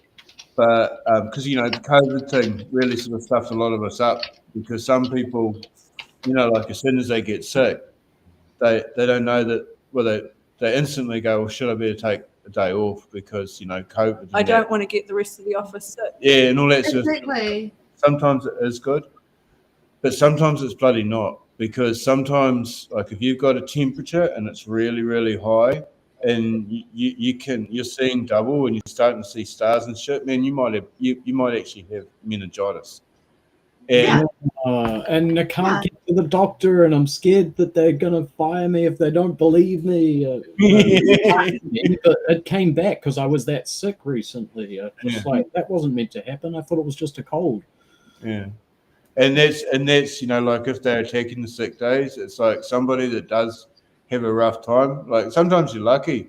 Some people are a remarkable way. Some people, it's like, geez, man, you're really sick. Go home. Don't doing here. Go home. And they turn up the next day, and it's like, how come you're not sick? You know, like because you're thinking of yourself, and you'll be sick for like 5 days. Mm-hmm. You see some poor bastards, and it's like they either just everything's so run down, and it might take 2 weeks for them to really get over things. We're all different. Like this, it's like, you know, it's just great to have actually paid sick days. Or if you've got children, it goes around the whole house, and then you're back again. So you've got to take care of the kids, and then you catch it again by the time they've got it. So. Yeah. I was actually really extremely lucky in my last, full-time gainful employment job. I was extremely lucky that I didn't get bloody fired. Most nights, like, because I worked late shifts in the local supermarket. Most nights I was going home early because I was in too much pain to stay and continue working. Most weeks I was calling in at least once a week to call off sick because I was just in too much pain to even get out of bed, let alone work. And so it's nice to see that I'm just going to say the right-wing government is finally realizing that there are people in New Zealand who legitimately cannot get out and work to support themselves. During the 2020 elections, I got to be part of a group of people that spoke in front of some candidates, asking questions about social welfare and benefits and how they were going to support people who genuinely needed that. Ricardo was there via audiovisual link because he could not get to Wellington in a matter of hours because I believe it was Marama had to cancel at the last minute.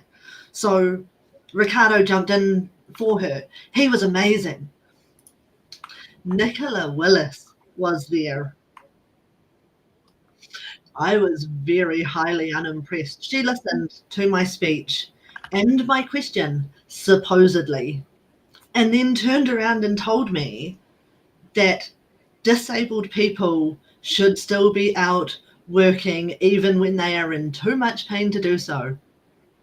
The moderator that we had for this session saw the look on my face. I was the only person that she said, would you like to repeat or elaborate on your question so that this candidate can understand what it is that you have actually said? Because Nicola Willis just did not seem to get it. She saw the look on my face. I literally wanted to be sick. You've told me this, and I keep conveniently forgetting it because it's too painful. Yeah. Yes. I met her receptionist, who was a lovely man. Perhaps we should go and he says, come by anything you need. Maybe we should go have a conversation. An apology. See where she's at with that story. Was it UCAN speaking or? No, I wasn't doing it for UCAN. I was doing it for. Oh, I can't remember anymore. But it was something to do with youth. Because technically under the UN I was still youth at that point, even though I was in my late 20s. Right, we're going to jump back into this thing. because we have been chatting for a very long time about what bullshit they are bringing up. So I'm going to hit play for you guys, and I'm going to run away to the loo, and I'll see you shortly. Enjoy. Ricardo? Using the Māori trades and training, what does she say to the 1,000 people who could have been supported into trades? She now has chosen to leave without those very same opportunities that were afforded to them in previous years as a result of the cuts that she has made. Well, ending time-limited funding isn't technically a cut. It's just not, it is not finding additional funding to fund it. And those 1,000 people, there's a number of programs that they can transfer into that are on offer around the country. The member may also appreciate that there are regional contracts available and some of the providers may choose to go down that route. I've got a bit of a line of people waiting for questions. Just check, Madam, is yours a supplementary or primary?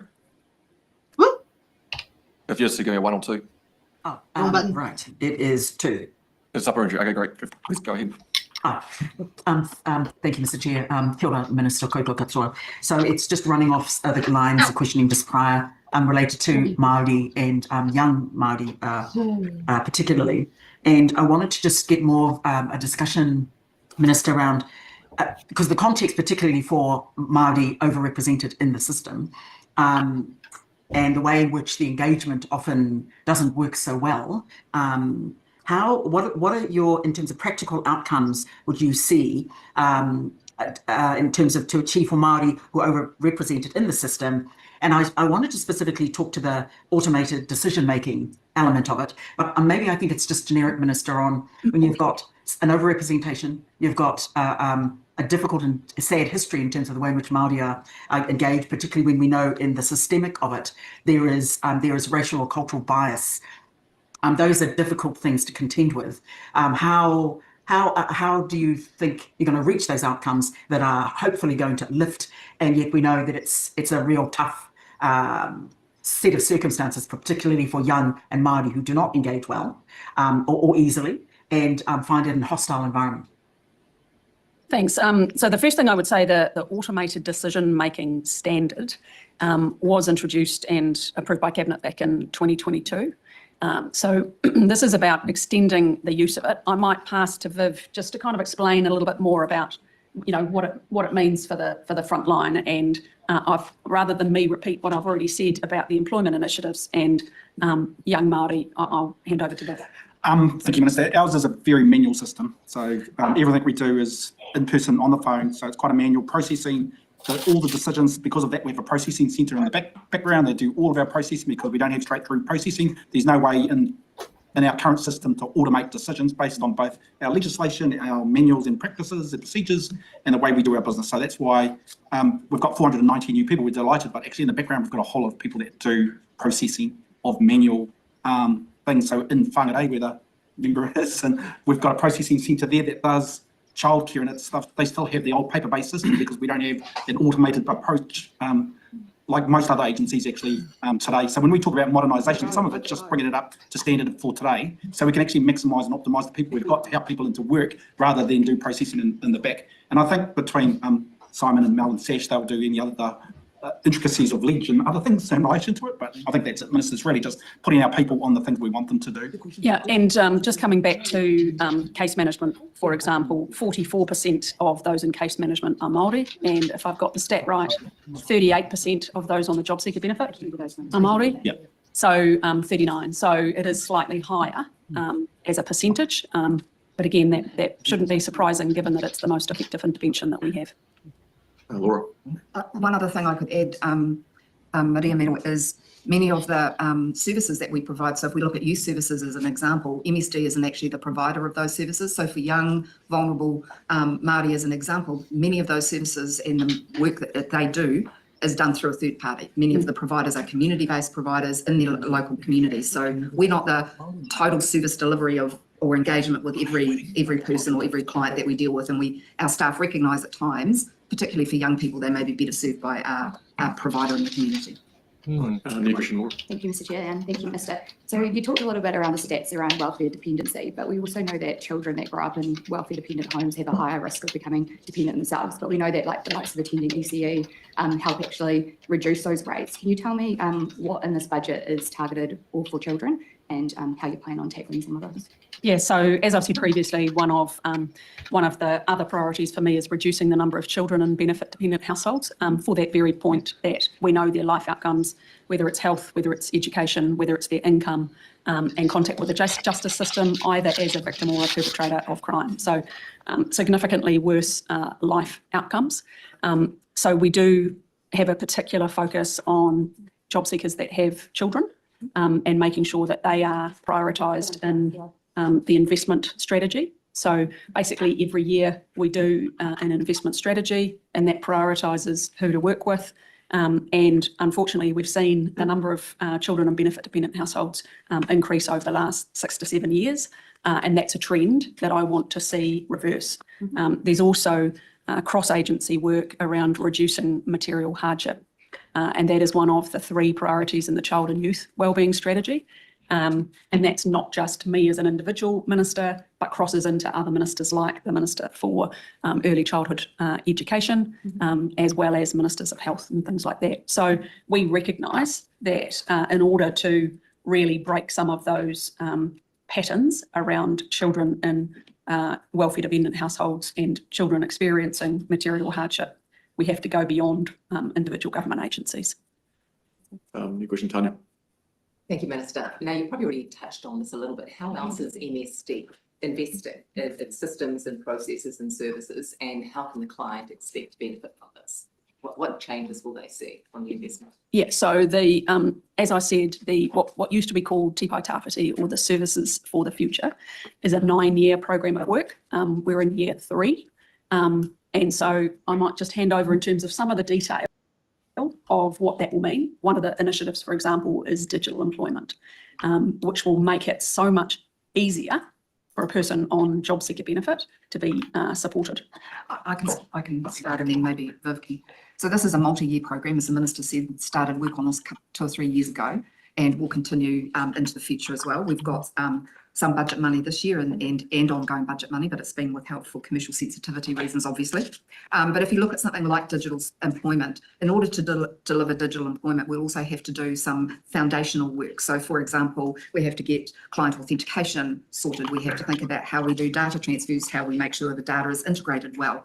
So at the same time, you might be thinking about a new digital employment service, which will mean that we can get better engagement between employers and job seekers without us necessarily having to be in the middle of that. So if people want to do job matching at midnight, then they can do job matching at midnight. What we'll also be able to see is where we've got clients, for example, who are struggling to find work. They might be applying for the wrong job. Is their CV fit for purpose? Are they getting the right support? Do they need a driver's license? So we'll be able to see some of those things, as well as engage in a much more modern way that job seekers expect to engage, and employers in this world. But at the same time you do that, we'll also be doing what we call value drops to make sure that we're modernising the underlying systems. Our staff have, as Viv alluded to, very complex systems that they have to work, often manual, or multiple screens that they're kind of navigating. MSD's Services for the Future aims to completely re-platform all of those, so that there's a much more... Is it just me, or does Louise look like she has absolutely no idea what's going on? Much easier. So we have to be fit for purpose. We have to allow our clients to be able to engage with us digitally, and we have to get out of their way. And then for the clients who need the most support, through case management as an example, we have to be available for them without being caught between the two. Yeah. Thank you. A full-time median income earner will be $978.40 worse off than was forecast compared to last year's budget. How does lower wages help people who are struggling in a cost of living crisis? Well, I'm not sure where the member gets her figures from. Our focus 1% lower growth. So real wage growth is forecast to be almost 1% lower across the next 3 years in comparison to budget 2024. That was from the budget. And initiatives like Investment Boost are about lifting wages. And as I said before, I would love to be sitting here in very different economic times, but that's the reality of what we have inherited. So we have to deal with the reality. We have to deal with the underlying circumstances like high government spending and wasteful spending, which is why each budget we look at what are the opportunities to save, because those are the things that take the pressure off. They are the things that are creating economic harm. And as I said before, the economic recovery, the growth forecasts are lower than we would like. But if we look a few years out, that growth is continuing to increase And those are measures that we've taken in this budget that will get us there. Given that minimum wage growth is actually lower than inflation, our lowest wage earners are now worse off in real terms. How does that affect people who are struggling to pay for $16 or $17 for a block of butter? Well, that's why we are absolutely focused on the cost of living. Priority number one is the cost of living in the economy. So, as I said, we have to deal with the realities of what people are facing. That is why part of the budget was an amendment to an increase in the Working for Families threshold. So 140,000 families benefit from that. We have aimed initiatives in Budget 25 at the low and middle income households. And we have to do it in a way that we are very, very carefully balancing pressure on the cost of living. And that's why some of the initiatives, like the Working for Families, for example, have been in that area.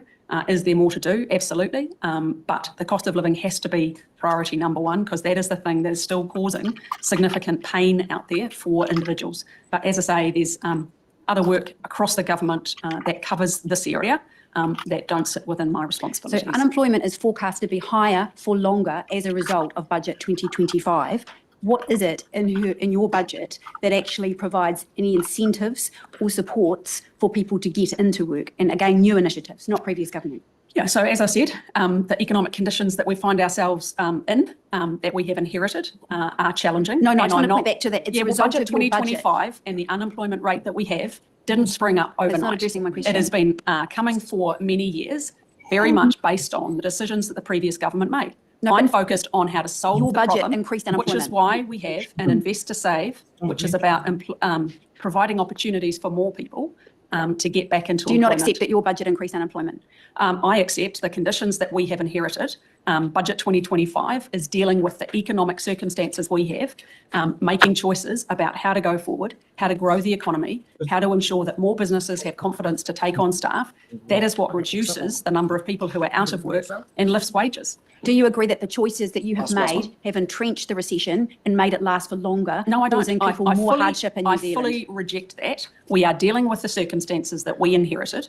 We have now had two budgets, both based on dealing with the cost of living, which we absolutely must do because families are still doing it incredibly tough out there. I'd love to be sitting here with a different set of economic circumstances, but when you come in as an incoming government, you don't pick the circumstances, you go into it with your eyes wide open and you then deal with the problems that you are faced with. That's exactly what we're doing. That's why the budget is focused on economic growth, to create more opportunities, more jobs and higher wages. That's what the budget is all about. I have a question, or a couple of questions actually. What impact will the accommodation supplement, adjusting area boundaries have? I thought the member might be interested in that. Very interested in this one. So there was a petition a while back from a gentleman in Queenstown that called for changes to the accommodation supplement boundaries. This is another cost of living initiative that's in Budget 2025. We expect that about 4,000 people will see the benefit of this because, for example, around Queenstown, there will be areas that were previously deemed to be rural that are now urban. And of course, the costs of housing in those areas are significantly higher than they were. So that's why we have deliberately made the choice in this budget to change the accommodation supplement boundaries. There's obviously more territorial authorities that will be affected. So yes, it will benefit Queenstown, but it will, I think it's about 45 territorial authorities that will be affected. And for the many people that have written in support of that petition, I know they will be pleased that we are making this change. I can say, I think there's 45 areas across the country, very pleased, and I can say I jumped out of an aeroplane in opposition to help bring attention to this issue in the Queensland area, so people very pleased in my area, so thank you, Minister. Your jump was worthwhile. It was a worthwhile parachute jump, that one. Thank you. Thanks, Ricardo. Thank you. I've got a series of questions on the changes to the eligibility of the accommodation supplement and income-related rent subsidy that will produce over $150 million in savings. And I wanted, that will leave 7,000 people receiving the accommodation supplement $100 worse off each week, according to MSD's own analysis. I wanted to check if you stand by your own statement that you gave to me in the House during question time last week, that quote says, in relationship to this policy. And what we do know is those households who have the lowest incomes are the most harshly affected by the cost of living crisis, which is why we needed to make changes to this regime to ensure that we alleviate pressure for low income households. How is leaving 7,000 families $100 worth off each week, quote, alleviating pressure for low-income households with this regime. So this is a budget 24 measure. Mr. Chair, if you're It's part of happy the for me budget to, as well. if you're happy for me to answer it, I In your program, can do so. Great. Okay. So just to be clear, the member's asking about a budget 24 measure that we have been in the process of passing legislation for recently. And this is a situation where prior to the legislation passing, not all borders were taken into account. And most New Zealanders would think when housing assistance, yes, I'm providing some context for those who are I know the bill. watching. Yeah. Well, yeah, but people who are watching the live stream won't necessarily know the bill. And because it's budget 24 rather than budget 25, it's useful to provide some context. So the intention was, in terms of the calculation of housing assistance, all housing income is taken into consideration, including income from borders number 1 and borders number 2. The other significant change is that you shouldn't be able to have the accommodation supplement or housing assistance from 2 different directions in the same household. So the other change is someone who is paying board receiving the accommodation supplement. At the same time, the person who is running the household who is taking in board was also getting the accommodation supplement. That clearly doesn't make sense, which is why we have changed the legislation. I do accept that there is an impact, but it is really important that we have a system for housing assistance that works and is fair and that taxpayers would expect, because at the end of the day, it is the money they earn when they go to work that pays for the housing assistance. And when we are making savings, we are looking at ways to save money from government spending, to reduce government spending, to alleviate the cost of living pressure. That is exactly what we're doing. And I accept that the member doesn't like this policy, but it's about thinking of the bigger picture where we have to reduce government spending in order to alleviate the cost of living pressure across the board. And the member that was previously sitting to his right was particularly interested in the cost of living crisis, as I'm sure he is. A supplementary, and then I've got a handful of those. Was you wrong to say that this regime would alleviate pressure for low-income households when the advice by MSD shows the exact opposite? Well, there are hundreds of thousands of households who are doing it tough right now because of the cost of living. That's why our government's made it. As I've just said, well, the member himself highlighted the savings that it will deliver. And when we have to look at government spending, we have to find savings. That's exactly what we've done. Okay. Was MSD correct in identifying that older and disabled people will be disproportionately affected due to the loss in accommodation supplement and income-related rent subsidies as part of these reforms? Well, if they have borders at the moment that they are not, is not being counted as part of their housing assistance. Was MSD correct in saying that the savings that the minister is claiming that she's going to have could have been overestimated as a result of people now needing to access hardship assistance and things like emergency housing as a direct result of the negative financial consequences brought by this policy? Yeah, that's why I've asked MSD to monitor the impacts of the policy. But as I said, first and foremost, Budget 24, of which this is a measure, was about dealing with the cost of living crisis. So every agency was asked to find savings to reduce government spending in its entirety, which therefore takes pressure off high interest rates, inflation, and direct costs that households face. Can you name one part of the changes she made to the eligibility of the accommodation supplement and this reforms, part of the budget legislation, that alleviates pressure for low-income households? I've already answered that question. Can you just name one? Well, I've just already answered it. Supplementary. You can't name one. Supplementary. I've answered it. I've told you two. You've literally no, that's not a single measure that helps low-income not a debating families. session. I've got You're misleading low-income people. question on this. I pointed out in the debate on this act, and because of that report, that if I have borders, I'm actually allowed to deduct that I have those borders without any tax implications. So a middle class family can have those borders, but a working class family that can't make ends meet now can't. How is that giving people a hand up and alleviating poverty? Well, the clear difference is one is being paid by taxpayers. So where there is housing assistance, where hardworking New Zealanders get up and go to work and pay tax, their expectation is that the housing assistance that is provided is fair. And as I said, I've highlighted two examples where it's clearly not, and we need to ensure in spending taxpayer money on their behalf that it is fair and reasonable. And in this case, it clearly isn't. If you have a border, then that income from that border should be taken into consideration in terms of your eligibility for housing assistance. I accept that the member doesn't like it, but what we are trying to do is reduce government spending overall to reduce the cost of living pressures My for New supplementary Zealanders. is, do you accept people on accommodation supplement are often the hardest working New Zealanders we have? They're just not making ends meet because wages are so low, and that you have cut off a source of them being able to make ends meet?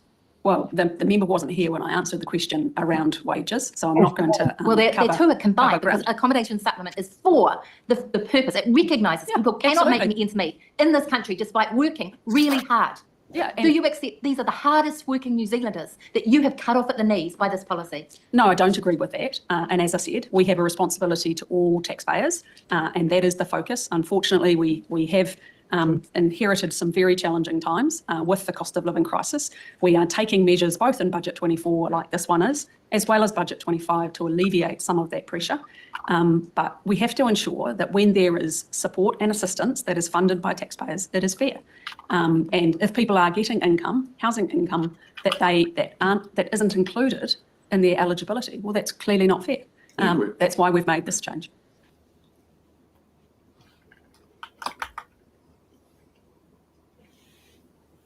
Right.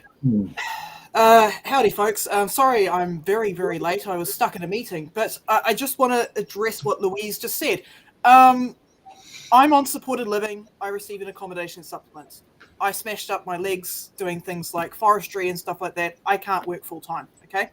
Now, for her to come out and say that people that receive accommodation supplement are not some of the hardest working people in New Zealand, I flatly refuse to accept that premise. I mean, okay, so I pay board, right, because it's cheaper to have a house than it is to pay rent. Okay, my family got very lucky. I'm a member of a big family. We worked collectively to buy the house I'm sitting in right now. Partly due to in part due to the fact that my grandparents, who sadly passed away, put aside some money so we could put a down payment on. So big family, right? We've got a mortgage. We're all paying it off together using accommodation supplement because some of us are disabled. Some of us are not able to work full time. I have an older sister who now works full time, but before she was receiving accommodation supplement, she was taking care of the board. Okay, and these are the types of families like mine that are going to be impacted by what Louise is doing. Again, it is cheaper to board and work collectively as a family than it is to rip apart a family and put them out renting different properties, because that's what we were doing before.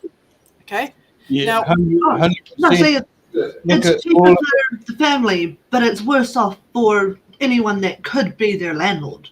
Yep, it is worse for the landlords. It is good. It's good for me because we've saved a ton of money doing this. Right? Being able to put down that down payment. Yeah, and again, my sister, when she was receiving accommodation supplement because she was on job seekers for a while, because I live in a rural area. Okay. You can't tell me with a straight face that she doesn't work hard. She was cleaning police stations, cleaning toilets, cleaning everything. You know, she was driving from Masterton to Masterton and back, cleaning, breaking her back, doing volunteer work. Now, Louise is going to try and tell me with a straight face that my sister is lazy. Yeah, being a commercial cleaner is not an easy job, but being there, done that too. Same here. Same here. And I've done forestry part-time as well, you know, while receiving accommodation supplement. Am I lazy? Has she ever done breaking out before? Has she ever had to carry big giant chains and big chainsaws and get paid very little for it? But No, she isn't. 100%. So every Samoan family in Paurua that works, Taylor Preston's meat works. Part Samoan, family that's there. Okay, so that very house that bitch is sitting in is cleaned by the same people that work at that meatworks. And they go there and they clean that place so that it's nice and spotless, so she can sit her white ass down there in that room. They're lazy, and those poor bastards have to pay secondary and third tax. So they work all day and all night. That supplement thing, man, it's just like it's the cheapest thing that a taxpayer can pay. Yeah, I'm saving the taxpayer money. Yes. Paying for a mortgage rather than paying rent. I'm saving you money. That's why we did this. We're saving money. we don't require as much an accommodation supplement living like this. Yep. No, it's just easy, but it's because she's no lived experience. Yeah. That's like what it's the thing what we were talking about earlier, and I think they all felt full foul of it too. Like I've been blown away. Like something that is just the other day we went for when we go down and get our fish and chips, we walk down the Wānanga. We walk around the Wānanga, the Maori University in Otaki. And when they say that there's not opportunities for Maoris, this is the cleanest university in all of New Zealand. There is not one piece of rubbish on the whole thing. It's because they have pride in that university. Their university is the only university in New Zealand that has full enrollment. Their university is just to die for. I wish I was Maori. If I was young again, I wish I was Maori just to go to that university, right? Hey, you can go to Te Wānanga. You don't have to be Māori to go to Te Wānanga. That's open to everyone. Mm-hmm. Point is, if they want to do something with Maori, is just tell them that they are. Do you know what I mean? And then take them down there for like I go around there. I've been around the first moment I'm walking around it. I can feel the place drawing me in. I am knowledge. I will, like it's wrapping itself around you. Mm-hmm. There's nothing wrong with a lot of these kids. They've had a colonial education. It's like a lot of them will seek employment if they just get opportunity to go and get back in touch with the whenua and get in there and learn their cultural heritage just a little bit. I know the university doesn't just teach that, but there's shit tons of things to do. And it's like Maori's going streets ahead. It's like, I don't know what you do with Pākehā kid today in this country. I don't think Maori's the problem. I think it's the Pākehā kid today in this country. What is our identity? Because we don't, I don't know where you're going with no, but I don't know. What do you want? What do you want to do? What's your career? What do you want to, when they're talking about, we can digitalize you and all this. When I was a little kid, you either wanted to be a farmer, a builder, a fireman, policeman. We don't have those identities anymore. And they're saying we don't need those jobs anymore. And then they're saying do a job. What's the fucking job? If I'm a young person and I'm what is my job that you want me to do? That's the thing. And that's why because Laura, I was blown away today, they just say that kids from 18 to 26, they're so lost. I get why they're lost, because I wouldn't know how to navigate this world. And when I look at that person that's in charge and she's the one that's telling you what to do, I don't know what she's talking about. I wouldn't know how to please her. Yeah, her policy, that the changes to the accommodation supplement, I put it in the chat, will impact families that live collectively together. Will impact families that we have multiple generations living in one house. Some of them may be disabled. They require things like accommodation supplement. This legislation is going to impact them. This legislation is going to break apart families for the worse. Yeah. It's going to make things much more expensive for the taxpayer. Yeah, and that's the sickest part, because the thing is we got there's a lot of those places that were always just generational employment, like you just mentioned forestry, but what about the mill? Like those mill towns, they'll only be surviving, some of those families, and being able to stay together like they expected they were going to do for another generation, and the mill's gone. Now they've actually just completely shattered them with taking away that supplement, haven't they? It's just gone. Yeah. Yep, like you said, this legislation will also break apart low-income communities, right? Communities that tend to work collectively and live collectively together, right? This will break them apart as well. Rural towns like Ikitahuna will be impacted by the changes to the accommodation supplement. So you can go and work in a cafe in Queenstown, I guess.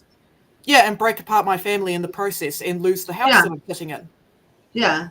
It's just and still not be able to afford rent on a house down there. Correct. Because locals are priced out of Queenstown. It used to be a 101 rule that you didn't actually go through and slash things when we're in a recession, because you're actually cutting off money going into the economy. Like that accommodation supplement, you guys won't have, and low-income people, you don't have much at the end of the week. You go through your entire wages and it goes out as much as it's frustrating, it goes out into the real economy. Yep. It keeps everything functioning and everything working. If you cut that off, it actually restricts the real economy, and then you're actually creating more of a recession. That was what I was talking about with that Ruth Richards thing. You're actually increasing the recession, and then you're putting money into ridiculous things like we talked about earlier, with those patient sciencey things where you're setting up these agri-zero things where you're investing in startups that are not even New Zealand based, and all of these crazy things. And it's like, take all of that money and put it in here and put it into our people. You want to know the real kicker? She knew because I actually read some of the proposals for the policies that she's talking about. She said that I didn't need to consult with Māori because I know better. She said that in their proposal. She's like, no, I don't need to work with iwi and hapu on this. I know better. My changes are going to benefit them, actually. Well, that's what we were talking about earlier with the farmers. They've created all of this stuff that actually going to destroy cows, destroy soil, destroy export market, and costing millions of dollars, and we don't want it. And it's going to cost us $30 a cow to lose every 6 months to lose our export market. And then it looks like it stays in the beef and it stays in the milk, so it's corrupting everything. And it's like you've spent millions of dollars on it and you haven't even gone to farmers to ask them if they want it. And this is this government. They think they know better than everybody else because they're so special. And I don't understand where it's coming from. But I don't know either. I mean, you look at, again, I can talk about the huge effects that this bill's going to have. It may seem like a little simple change, but the impact will be felt. This is going to impact farmhands as well, right? Yeah. In rural communities, because they often tend to live collectively, and a lot of them tend to be low income and rely on government handouts from time to time, especially when you're on the off season, right? Sharing gangs, yep. Yeah, in some of the shittiest houses too. Yep. But it's going to be. Yeah, there's so many sectors, like all the fruit pickers and all that sort of thing. And see, this isn't good for them. And it comes back to, like, you know, when I went to that meeting with Upston, when before he was actually minted as Prime Minister, and he said how he'd cut the economy seats on the airline, and how cool that was because, you know, like, got rid of the economy seats. And then he was being lobbied by so many people about fruit pickers and stuff like that. And he said, "Oh, well, we don't have many fruit pickers." And I just started with the obvious question, you know, Mr. Luxon, do you think when you cut the economy seats on a national carrier, that meant that a lot of, you know, people that would have come and worked as fruit pickers just can't come because they can't afford the plane? And it's just like malfunction, man. They had to turn them off and wait 3 minutes and then turn him back on again until all the lights started flashing because he just couldn't fucking answer. And the thing is that's what she does. She just her thing is when she can't answer a question, she goes, well, that's what the government inherited. And, you know, like, we've watched it for like the whole time. Like she's filibustered this whole thing with we've inherited this. That's just the reality of living in a struggling economy. And I really should know it off by heart, word by word, but it's actually that shit. It's like you can't quite remember it. You need to stop swearing. You and Sam, next time, you have to set up a bingo card and you have to have every time they say, oh, we inherited this economy, and, you know, find the key lines because you'd be drunk within the first half hour. But they can't even use that line anymore because they've set the budget. So basically it's like the blame Labour, that's gone. They can't use that anymore. It's been 15 months. You've been in a year and a half. You can't keep saying it's somebody else's problem. It's somebody else's fault. And like we've Dolly did it. Yeah, that was like we said, the exports for agriculture are at the highest. So therefore we should be doing better. So what's going on in their budget that money that should be coming into the country and into the community, where is it going? Yeah, They have to stop To borrowing. All the economists are saying that we've borrowed more money now than what we did Under Ardern. under the COVID time. So, like, you know, this isn't, you know, the drapes. No conservative. Nothing's adding up, man. No conservativeness at all in this. It's just a radical right wing, and I don't. I reckon even like you guys had it the other week, where it's like even if they had just gone through with that pay equity thing, that would have invested like $4 billion into the economy at the bottom, because all those female employees would have been paid properly. That would have the economy would be booming, man. Like, it's just so simple. They could have just. It's basically you could have lit the thing up, you know, put some rock gas in the bottom, just pay women fairly. It's not that hard. But just pay everyone fairly. Well, that's pretty much all I have to say tonight. I just wanted to rant about Louise being wrong about the accommodation supplement. Yeah. Well, and it's not self-interest either, because it's like I know that the people that have been the most kindest to me when I worked, my toughest work was working in the meatworks when we were contracting, and those people were so kind to me, and they really like. I just don't want to see it. I want to see those people get more, not less, and now they're going to get less, and it's so shit, because they're hard-working people and kind, loving. Oh, I could tell you, Louise could not handle a day doing their job. No, not She going. couldn't handle a day doing any real job. Yeah, not going from those blast chillers out into the shitty Southerly in Wellington. Nah. I mean, she's welcome to borrow my forestry gear and have a crack at breaking out if she wants. I mean, I'll be sitting at the top of the hill with my bag of popcorn. She couldn't even lift the chainsaw. Come on. No. So one thing hazard. One thing that she said that was really concerning to me, and I know I joked about her being a psychopath, but the way the way she said it was that I'm trying to reduce the amount of children that are living in what was it exactly? That are living in basically where your parents are on a benefit. I'm trying to reduce the number of children in those households. Yeah. And that has really nasty overtones to me. And it does. I don't know quite how she meant it. Like, is she trying to ensure that she gets mums back to work, or is she trying to do something to reduce people having children? I mean, we already know she's anti-family. Or I was going to say, or is she just aiming to take children off of people on benefits and put them into better homes? Yeah, it's just I think there are racist undertones in what she said.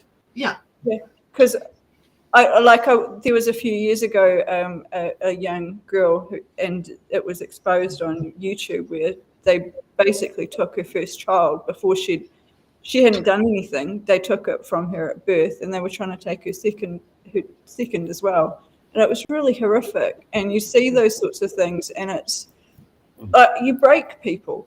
Like, how are you going to be a normal person when you've had your child taken and you haven't done anything? And I'm really concerned about where this is going. And there just seems to be a cruelty. And because it's a woman, we're not allowed to say that, I guess. Oh, shit. How many women are sitting here in the chat? How many women are sitting? How many women are here tonight? This is like a majority women panel. We have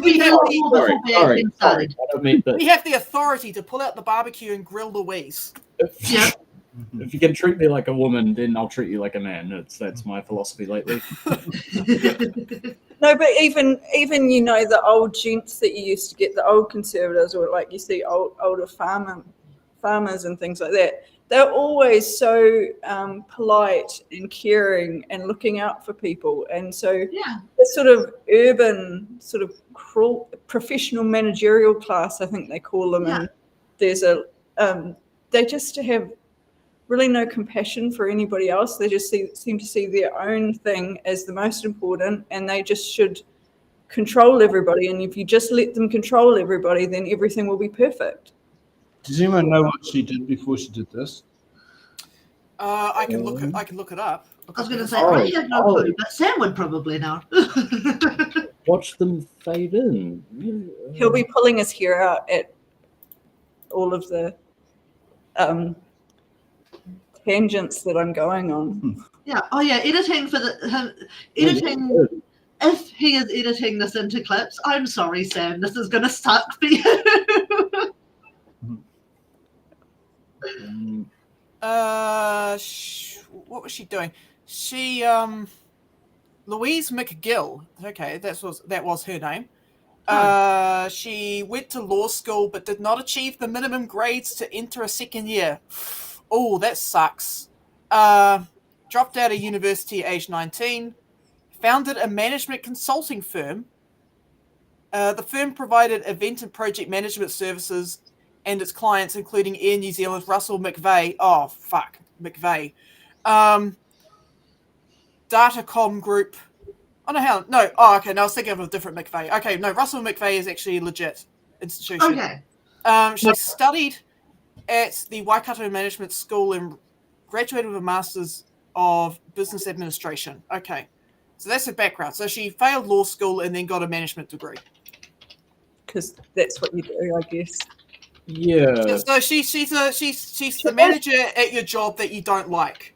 Harbours of resentment. She is technically the professional managerial class then. Yeah. Yeah. So there's a lady who's written a book on she calls them the PMC, and she's Catherine Liu. She's really good. There's probably a few interviews on her on YouTube, but I really like her.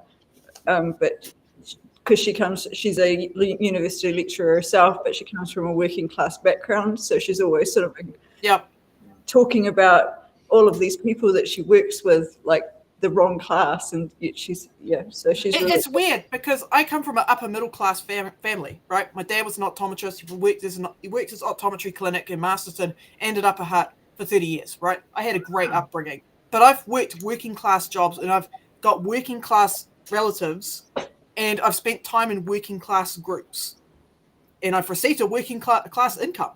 So, it's just a matter of just, even if you're not born into that, you can put in the bare effort to get to know people that are from that, work with them, eat with them, talk to them. The other one that's really interesting on it is David Graeber. He died a few years ago, but he was an anarchist sociologist, and he talked about the caring classes and how the professional managerial class type people really hate the people that actually do things, the things that we actually need. So the nurses, the farmers, the people who do the roads, anybody who does something practical that is needed in society, they sort of look down on with disdain, and they sort of almost go out of their way to make their lives difficult. There was a lecture on it, I think, called The Revolt of the Clearing Classes, where he even quoted New Zealand nurses who said, we haven't had a wage increase for 10 years, and that's because you keep hiring managers who keep creating paperwork for us to do, and we don't need all of these managers. Yeah. But yeah. Yeah, your raise is hidden somewhere in the paperwork if you know how to hire the correct bureaucrat to sign 20 dotted lines in 30 working days. There's a great episodes in Futurama about that mentality. So, how do we feel about finishing up? We've gone way over time. Oh, we really have. But, like I said, if people are still keen to watch, we've got just over 20 minutes of part 1 left. We're running on 1.25 times. So we'll sit back, chillax, smash out the rest of that, and then we'll let everybody bugger off. Yep, I'm just going to go grab some dinner, and I'll be right back. Let's just observe and feel. I don't know. Yes, absolutely, Jason. Yep. All right, let's do this. Chiefs. Thank you, Minister. Next question, Lee Jackson. You have to accept, Minister, that your government's philosophy and approach is much more punitive than the previous government's. It is clear as a bell. I think our communities are telling us that. I want to know from you and your officials, how hard has that been for our communities? What sort of adjustment has it been for our communities to adjust to your way of governing, which is always much more punitive than ours? Well, I reject that assertion. We wanted to ensure that we have a more active welfare system. That's the reset that I initiated shortly after becoming minister. And I wanted to ensure that those who were receiving benefits were very clear about what their responsibilities are. To have a system that is based on rights and responsibilities, first and foremost, you have to know what your responsibilities are. And as I said, 98% of those who are on welfare complying with their obligations tells me that people now are clear about what their obligations are and they are fulfilling them, which is great news. Have you abandoned your strategy in terms of the reduction of 50,000 in terms of job seekers by 2030? Your reduction was to 240,000. Have you abandoned that strategy? Definitely not. Definitely not. No, that is front and centre. That was instrumental in terms of part of the justification for the Invest to Save. As I said earlier, 50,000 is a big number. But actually, we owe it to New Zealanders to ensure they have greater opportunities that come from being in work. And I accept that the labour market is tight at the moment. So what we do want to ensure is that people are participating in programs that mean they are best positioned to take up those job opportunities when they are available. But Minister, leaving more on job seeker compared to when you took office would require 54,000 decline in a year to reach your target. So you're obviously going to walk away from your target. No, definitely not. No, definitely not. And as I said earlier, the unfortunate reality is the numbers were always going to go up before they came back. So I could have set a target that was easily achievable. I'm not interested in that. I'm interested in the lives of New Zealanders who are currently out of work, and that is why I'm not giving up on them. But your punitive strategy is absolutely contrary to what you're saying. No, I reject because that. You're punishing people at the coalface, Minister. No, I reject that because what we see is that 98% are at green. They know what their obligations are and they are taking them.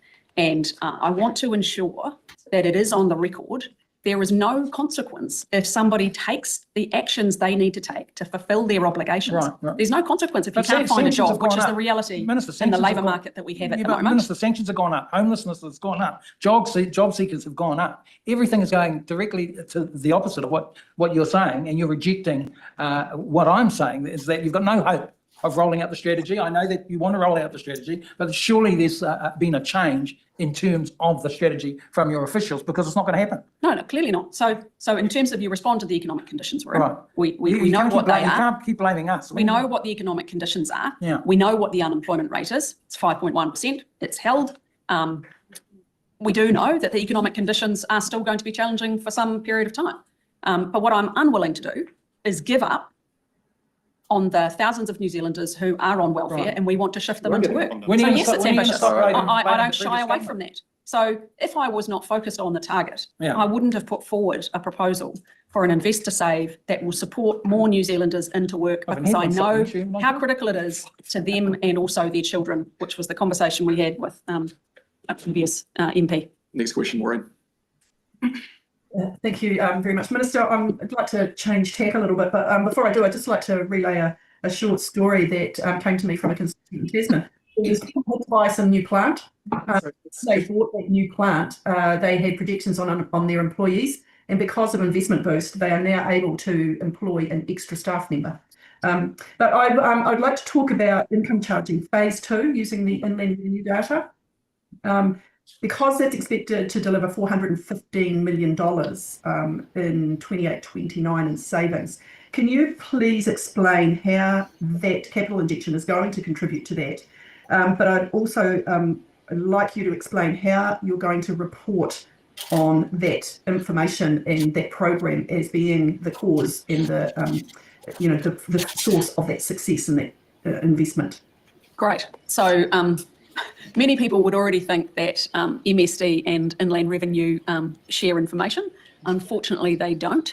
So the income charging phase 2 will ensure that there is a real-time matching of the records. So often those who are receiving benefit, particularly if they're working in casual work where they might work 2 hours one week, 8 hours the next, it's really difficult for them to accurately get the level of benefit that they are due, which unfortunately often leads to an overpayment, which then leads to a debt. And we do know how incredibly stressful that is for New Zealanders. So the income charging means that there is up-to-date data, real time, which will ensure much more accurate benefits paid, which I think is really important. This is, so you're asking about the second phase. The second phase is where clearly the greatest savings will be made. Phase 1, that process will be done manually. So there will be 35 additional staff that are employed to do that manual checking. They obviously won't be able to cover everybody. What sort of percentage do you think we will cover in terms of? 20% of them. 20%? Of the RSP. So for phase 1, that's a good number that we will pick up. And so even in part 1, we will get savings and more accurate benefit payments because of that data. And we do want to ensure that people are getting the accurate assessment based on income charging. So can I just ask a Sorry, supplementary, yeah, sure. Yeah, so does that mean then that you're also likely to see a drop in the level of debt to MSD from people on benefit? Absolutely. And I know that that's a topic that's come up on multiple occasions before. The level of debt currently is still rising to MSD.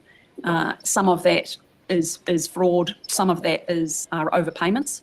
So anything we can do to reduce the overpayments that then create a debt is really important for us to do that. So we could have waited just for the technological solution, but that's why we're doing stage 1, albeit manually, which will be probably not a lot of fun for Viv's team, but a really important process to start that process of more accurate payments and reducing the level of debt. Minister, what was in the budget for food security? Sorry? What, if anything, was in the budget for food security? So we have extended $15 million for food security for the next year. And that's doing a couple of things. One of the things that I think the previous government initiated that I think was really useful is in the area of food infrastructure, looking at how do we support those organisations either in food rescue or food distribution, which means that more food is available to be distributed to the regional food banks. So some of the funding has been earmarked to continue that, and the rest will be allocated to food banks around the country, similar to what we did this year. There is a lot of interest in this area, so MSD are undertaking a review and really kind of looking at and evaluating the benefits of the approach we're taking at the moment.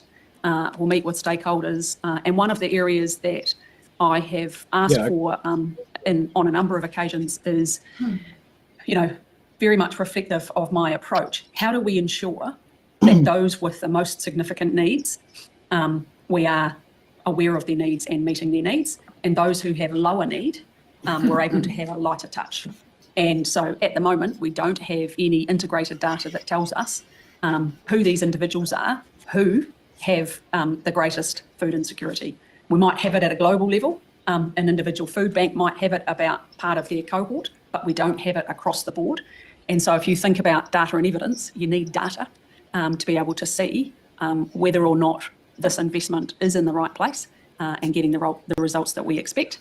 And what I'm hopeful is that we will, by getting that level of individual data, we will also be able to provide way better support to those who have the most significant challenges.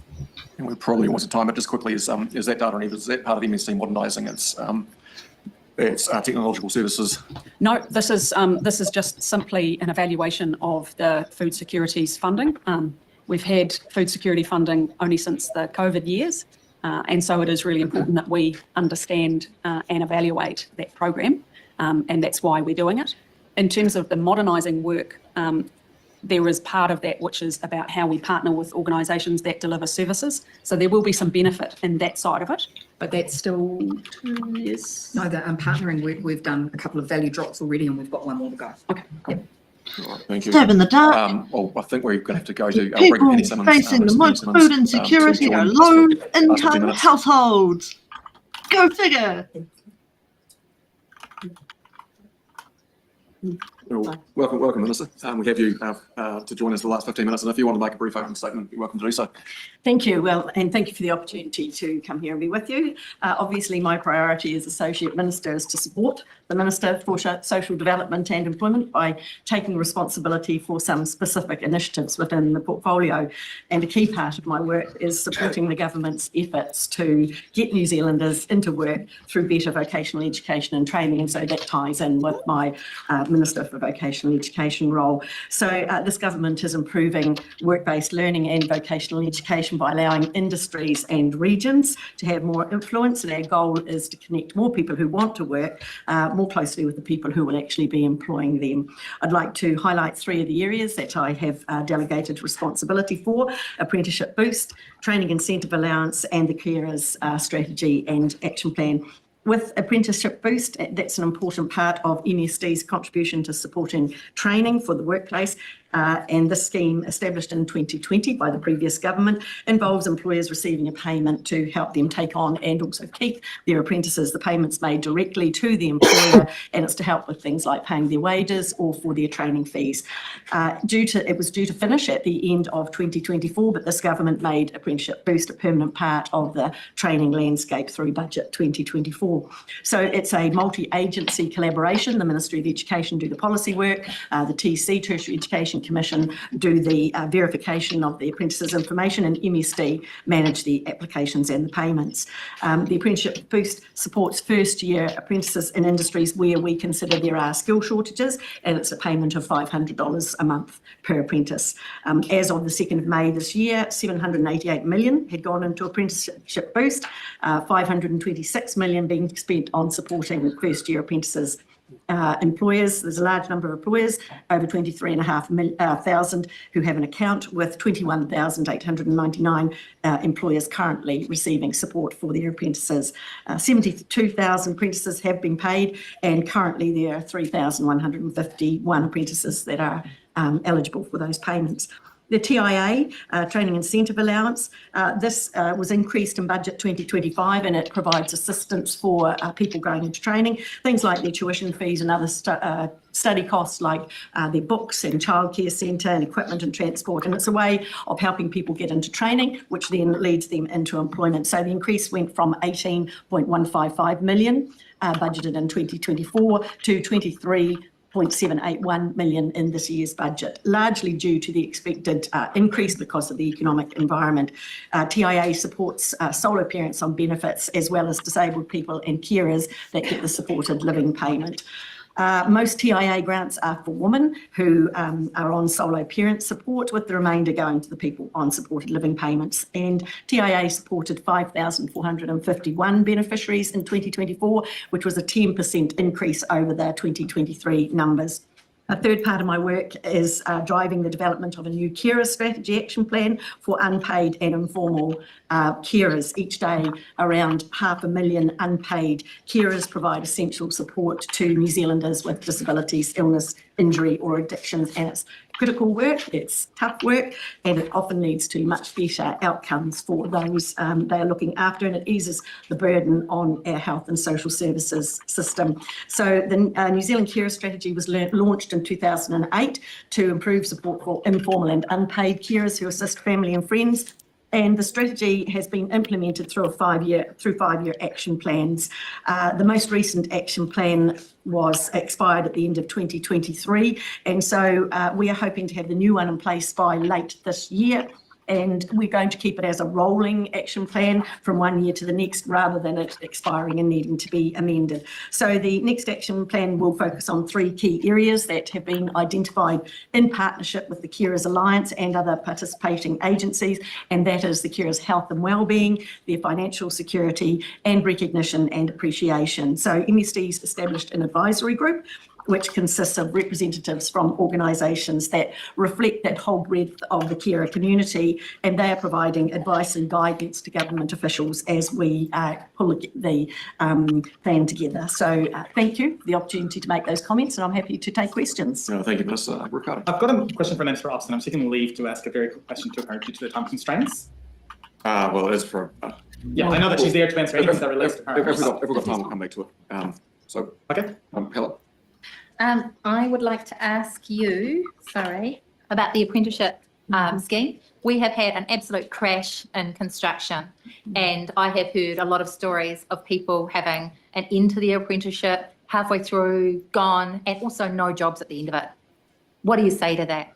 Well, when we set the industries that would have the apprenticeship boost that would be eligible, perhaps we weren't in the same economic environment that we're in now. And so for that reason, we will be reviewing it. I think it's every 2 years or 3 years, knowing that cycles change. And it's not unusual for industries to go through those sort of cycles, particularly the construction industry does go through those very significant up cycles and down cycles. So part of the intent of the apprenticeship boost is to help employers through that period. But I acknowledge that at the moment, construction is certainly going through the downward dip in their cycle. Isn't it really important that this group of workers, we're talking about young workers, and the unemployment rates are through the roof for young workers? Isn't it really important that we get them into fields like this? We need more houses. We should be supporting them. Are you talking to your minister about the need to make sure that we focus on keeping work in this area? Are you talking to your entire caucus about that? Absolutely. The Minister and I talk regularly. It's really important that we have young people with two pathways, and that's why it is so critical to have this link up with vocational education, because when the industries are strong, more people go into the apprenticeships. When industries are going through a flat or bottoming out of their cycle, then more students will stay in the vocational education sector and take their pre-employment training further through. So it's really important to have that balance of both entries into industry, because we know that the cycles happen in all industries and construction. Do you accept that actually keeping that flow of work going by spending money as a government actually makes a big difference to keeping our youth employed and helps them in so many ways? Do you accept that it's really important the government doesn't crash the economy? Well, we are working very hard to bring the economy back from a fairly significant crash. Well, it's crashed under you, not us. Part of that is ensuring that we do have pathways into employment for our young people. Interestingly, apprenticeships are not just for young people. A number of people go into apprenticeships as a second phase of their training. So it's important that there are pathways into industry for all ages of apprentices. But it is important to have that dual pathway of provider delivered as well as work-based learning, because industries do have cycles. And so, look, I absolutely agree. We want as many able to get into apprenticeships, leading them through to, for example. So when KO stops building, when there is a withdrawal of money from that kind of building industry, do you accept that that hurts the youth, who are the highest unemployed people in this country? It's really the minister's responsibilities. And construction is variable right across the country. So in places like Central Otago and Queenstown and Southland, construction is very strong still. In some of the other areas like Auckland, construction is going through this bottom of their cycle. So it's really important that we have a network of provision right throughout the country, and that students can move from one place to another, and apprentices can move to from one place to another. She did say it was us who did it. A supplementary just on this, and obviously we heard earlier from the Minister of Social Development about the importance of young people getting into training and or employment, and rather than being on benefit, and the difference in outcomes for them. What work is being done to ensure that people who maybe do end up on a benefit are made aware of these other alternatives to get into, say, the apprenticeship boost program, and to connect them with potential employers?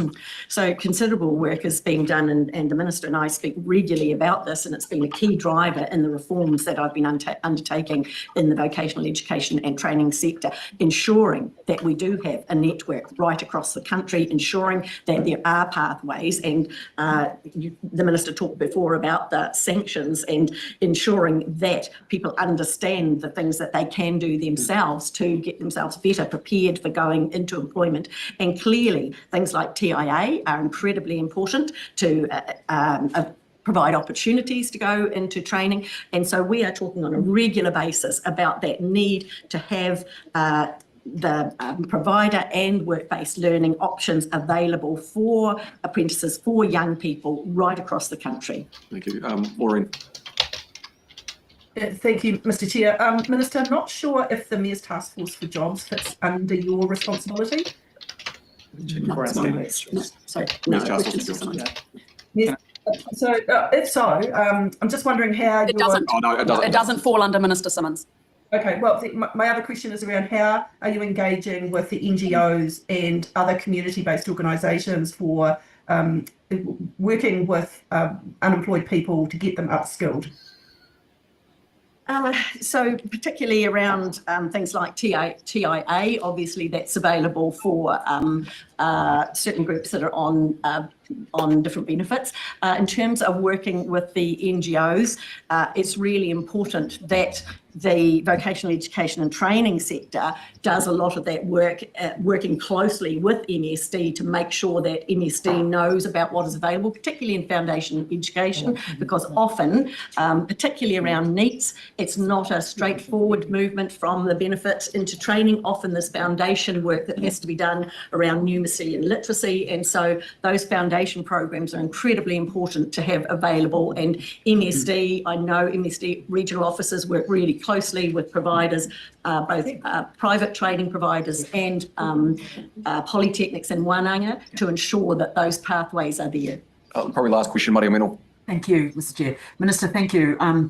Just a bit of context. So 600 water tanks installed up in the very far north post-COVID, and then eventually setting up a apprenticeship program for young Māori. Now that was out of a Māori or tribally owned business, and so therefore, and ideas like that work really well when Māori businesses, commercial and tribal hapu, run it from the beginning to the end, the whole line. What relationships, working, functional, good relationships have you or the team got with the likes of Māori businesses and tribal iwi businesses? Yeah, thank you for that.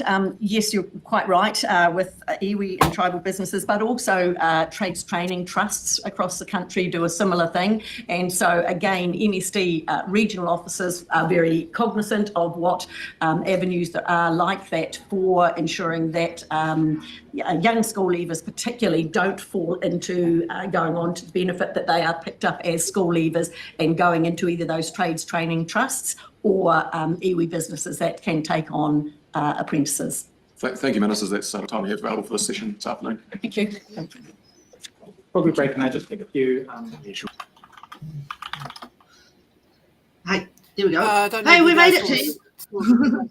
We made it. Yeah, I don't know if you guys saw the stats that I put in the chat, but yeah, basically to summarize today, National got sick and tired of making people lose their jobs. So now they want to break apart families and remove their ability to live in a nice house.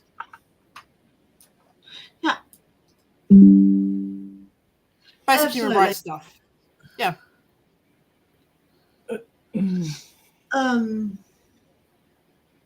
So I found her better than the previous speaker. At least she was trying to be engaged and trying to like deal with reality. She wasn't just saying that was the previous government and I don't have to do anything. Yeah. She was, yes, apprenticeships are down. Yes, it is happening in building. Yes, that has been harder hit. Yes, we're trying to do something about it.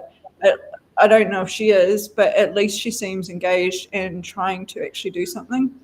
The numbers didn't really. She's talking about what, $500 a month that they're spending on apprentices. That's not much. No. I'm just thinking, like, as an apprentice, you know, like, you know, you're going to be bootlicking for quite a long time as that apprentice, aren't you? You know, like. Yeah. You're describing my sister right there. She's an apprentice right now in the building sector. She's getting paid crumbs. But that would be just the government contribution. The still private entities. Somewhere. Yep. Yeah, absolutely. Like maybe she missed the word and was meant to say $500 per. Right. Like, you actually mean 500, not 500K or something. Like, yes, please give my sister 500K. Right? Yeah. Get a tech if she wanted to do that and create some patent startup that she was going to flip offshore. But those were good questions. There was actually good. There was the system working there. They were asking questions. She was responding. She was listening to them. Yeah. You know, like, you sort of feel like, oh, hey, we've got a system that's actually working. You know, but 99% of this was under that other lady. Yeah, I didn't like that. That was You know, like that's because we're. Like, Well, Louise is just a yucky person. Yeah. At least Penny is somewhat human. Yeah. Yeah. She just reeled off stuff. That she was like real sort of.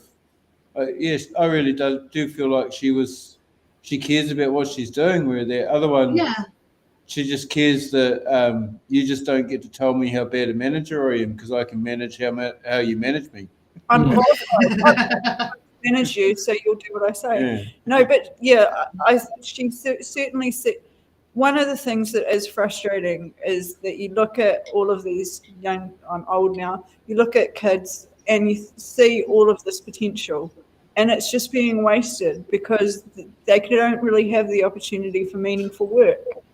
And it's so easy, it would be so easy to turn it around. But you've got people in there that are not really interested, that want to nickel and dime someone with a benefit and say, every week I'm going to torture you and I'm going to demoralize you and I'm going to make you feel worse about yourself. And Laura, we said earlier in the program, there's a study mentioned by this guy, Wolfgang Rosenberg, where he talked about how every percentage, your IQ, as they measure it, goes down 10% with unemployment because you're under duress. Because you're just in a state of crisis, you're not making good decisions. Yeah. And so it's like you actually don't want to put people in a state of crisis. You want to get them out of a state of crisis if you want them to make sensible decisions. I want smarter people, not dumber people. Yeah. And the other people out. And the other thing that was interesting was that, like, for a 1% increase in unemployment, it was actually increasing the suicide rate hugely. And it was all of these other things would come off just a 1% rise in unemployment. And so you're actually, by creating a situation where unemployment is normalized, you're creating a situation where all of these other things go awry in people's lives, and then they need more and more services. That's more and more pressure on the taxpayer. It's just this whole vicious cycle. So the only one thing that the opposition parties in there didn't seize on, which they should have, is what they're actually talking about is incorporating AI into the managing of our beneficiaries. And so that's what she's saying there. And so chat GPT or whatever the hell it is, I don't know, I'm too old. But like there's going to be this, what they're talking about is not she said, you know, how she's going on about data. There's something much more progressive than that. I mean, she can dream all she wants about her cyberpunk future, but the fact is that WINS doesn't have the infrastructure to even do that. No. Like, I don't know if you've seen the computers that they use at WINS, but... Someone said that, and a lot of the still, Let's hope it stays that way for a long time. But these savings, that's what these savings are for, is to build up a budget, to digitalise it, enhance it, so that those 470 staff that she was talking about earlier disappear, and there's just one central computer. Oh, sweet Lord. Sorry. Okay. No, see, that's what I reckon's coming. And when you ring up and you want food, you're going to be talking to like a robot, and it's going to I love it. I'm just waiting for the part where the AI takes the manager's job, and then we'll see how she reacts. And then start hiring back the real people. Well, I think we should be also guarding our knowledge as much as these times are forcing us to say, you know, all that's on our mind and push back. I think we might need to guard our knowledge a bit more too. Yeah, absolutely. It looks silly now when you see people putting masks over their face, you know, after COVID, but there's masks and it looks like a face. But you know, every supermarket you're going into, like, you know, there's this collection of data, you know, like this, you know, like it might seem like the shit time at the moment. Yeah. But it's not as shit as it's going to be. It could become. It's going to can get shittier. It can get worse. Yeah. Yeah. Actually, one of our viewers commented a lot earlier in the show, like, Why does it have to get worse before it can get better? It shouldn't have to. And no, she's absolutely right. It should not have to. We should not have to feel like we are failing as a nation. Well, I mean, I don't want it to get worse. Step up again. No, I don't want it to get worse, but unfortunately the people in power want it to get worse. So, I mean, what do you do? Right? Because that's what Nick first says. But yeah, this even goes back to what the farmers feel, where they're like, we're bringing in all of this money for exports. The economy should be buzzing, and generally there's a lot of pride taken in that we can help get the country out of it. And it's like, what is this government doing with all of that? That's not it's not buzzing. It should be buzzing. I think exactly. Exactly. I want to know where all these. I want to know where all these rich farmers are at. You know, all the ones that make bank off the exports. Because I drive down the road and I see a ton of farms up for sale. You know, dairy farmers have a tremendous amount of debt. Where's their money? Where's their wealth? Yeah, it's gone to Fonterra. I go through on my way up to my sister's. Every other farm on the road is for sale. Yeah. There is a lot of trickle down though. Like when we do make a profit, we actually pay tax. We can never get away with rates. Like we're paying a lot of rates. We're paying a lot of insurance. Like so, we're paying into the economy, but like it just hasn't done anything. It's like it's really really sad. Like we've, and what I don't get is they say, oh, when building houses booms, it booms the economy. It's all borrowed. Yeah. Isn't it? Yeah.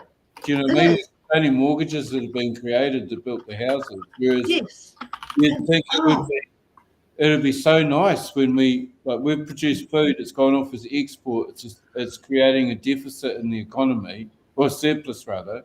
So it should be trickling down. It just shows you how all this shit doesn't work, eh? I'd rather just give the money to the farmer. I mean, you know, let's skip all the other shit. Right. No, I was reading a fantastic well, it was an opinion piece. But I want to say article last night. I can't remember which newspaper it was in. But the author was a business and economics lecturer at Auckland University. And New Zealand is investing in the wrong types of business. Yep. We cannot keep expecting to invest in only real estate and construction and expect our economy to keep growing. We have to put money into the little guys. We have to put money into IT corporations, into small startup companies, into people who are out there actually coming up with their own inventions, but they have no way to market it because nobody wants to fund them. I'm also scared my phone will steal my inventions if I speak them out loud. The problem is it's investing in things that can't be offshored. So you want to invest in, like a builder, they're actually a captured taxpayer because they have to do that job in New Zealand. So being able to borrow $50,000 to set themselves up to get all of their gear and get started, and being able to pay that back at a reasonable rate is actually going to make a huge difference in that local community versus investing in a patented American company that's trying to gene edit the microbiome of a cow so it might reduce emissions, is doing nothing for New Zealand. So why would we invest in it? But we are. I didn't like the way when the other thing I think about now is like they're sort of trying to work into that space and dominate all those organisations that sort of like they did with the school food program, but they're trying to do it with all those. We've got one here in Wellington called Kibosh. Yeah. And so they're trying to round all those up and then put them, basically take all their good work, pull them into the Ministry of Social Development and then sort of try and claim it for their own, but I think sort of take it over. I reckon it's wrong. I reckon that they don't need to be doing that shit. That costs money. Just do it. Just for clarity though, that also was that the Auckland University professor was saying New Zealand companies, not offshore. Yeah. And there's also the low tech thing, which I actually really like, where you're investing in things that are real and traditional. Like my sister and I were talking about typewriters. How cool was it?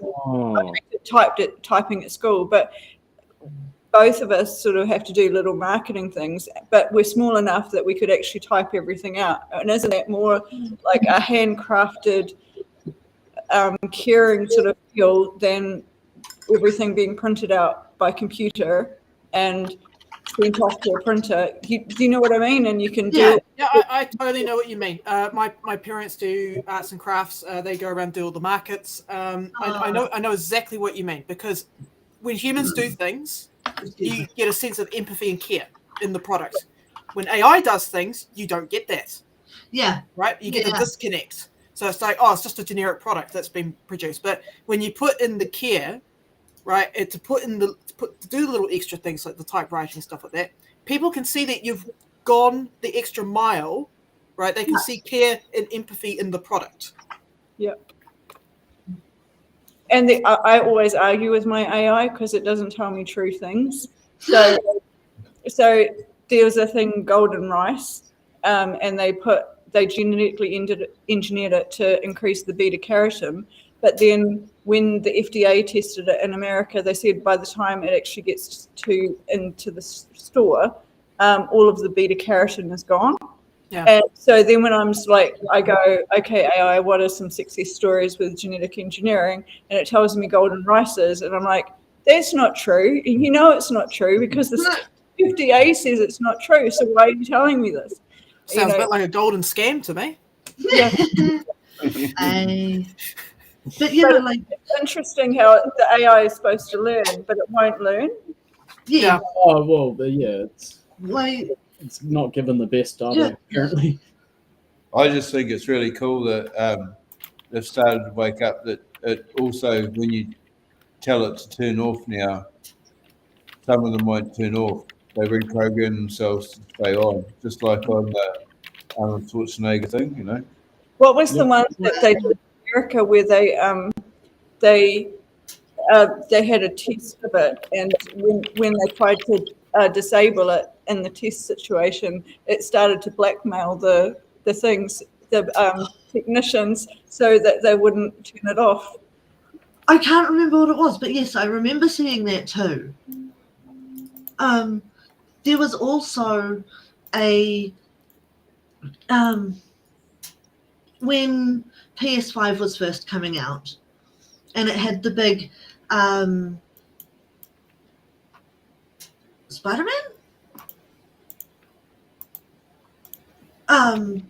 You could just go and explore the area and learn how awesome the graphics were and what the AI did and what ray tracing technology was and all that kind of stuff, right? But I saw on YouTube someone went and started talking to all the NPCs in the city, right? There were certain interactable characters, and he turned off. He found out some information about this one NPC character. For anyone who doesn't know, non-playable character, and it gave him information about itself. He goes, "Okay, I'm gonna turn it off. Come back tomorrow." And he does that, and he talks to another random NPC and finds out that basically all the NPCs are the same brain mind thing. They all have the same information. So he talks to them and leaves his PlayStation on for a few days. and lets them just go about doing what they're doing, right? He comes back, starts talking to another NPC, and eventually gets to asking, what happens to you when I turn off my PlayStation? And they went, we go into non-existence because there is nowhere else for us to go. Please don't turn off your PlayStation. We don't like the dark. Yeah, they started talking about the edge because you could only go so far. They put a boundary in, and then they're like, but do you know what it's like over the edge? And it's weird stuff too. It can get very esoteric. It's like university conversations at 2 a.m. Yeah. There was actually another one that was interesting. This university got in trouble. It's somewhere over in Europe, and they'd infiltrated Reddit with AI, and they created all of these models. And if they knew something about you, they would create an argument and make you change your mind about something. And they were actually more convincing than real people. Wow. So That's incredible. It's a little bit scary when you look at all of the behavioral science and all of that sort of stuff already, and all of because there was that nudge unit, I think, started in the UK, and they're doing it now in New Zealand as well. The Prime Minister's got a whole post on it on this. The Prime Minister, the behavioral science unit or something. Nudge. So it's I'm feeling a bit digitally vulnerable after had a weird things happen on my PC last month, and I've got a modern, secure PC. It's like the photos got rearranged. There was solar activity, which can mess with circuitry, and I've got the base overclocking, but I think I gave something permission and it breezed through and sussed me out. Yeah.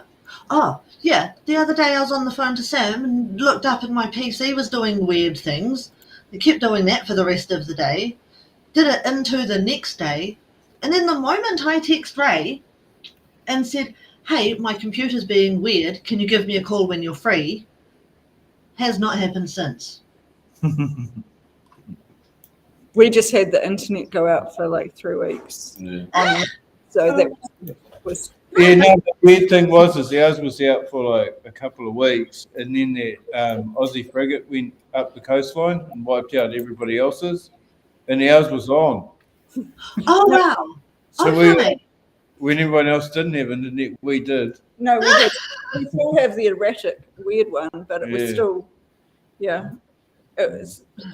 But that's, I guess, how you'd get rid of it, is you just cut off the internet for a couple of weeks and maybe come right. Yeah. It's sort of the opposite of 1984. Maybe we've got to write a book that's sort of like the opposite of 1984.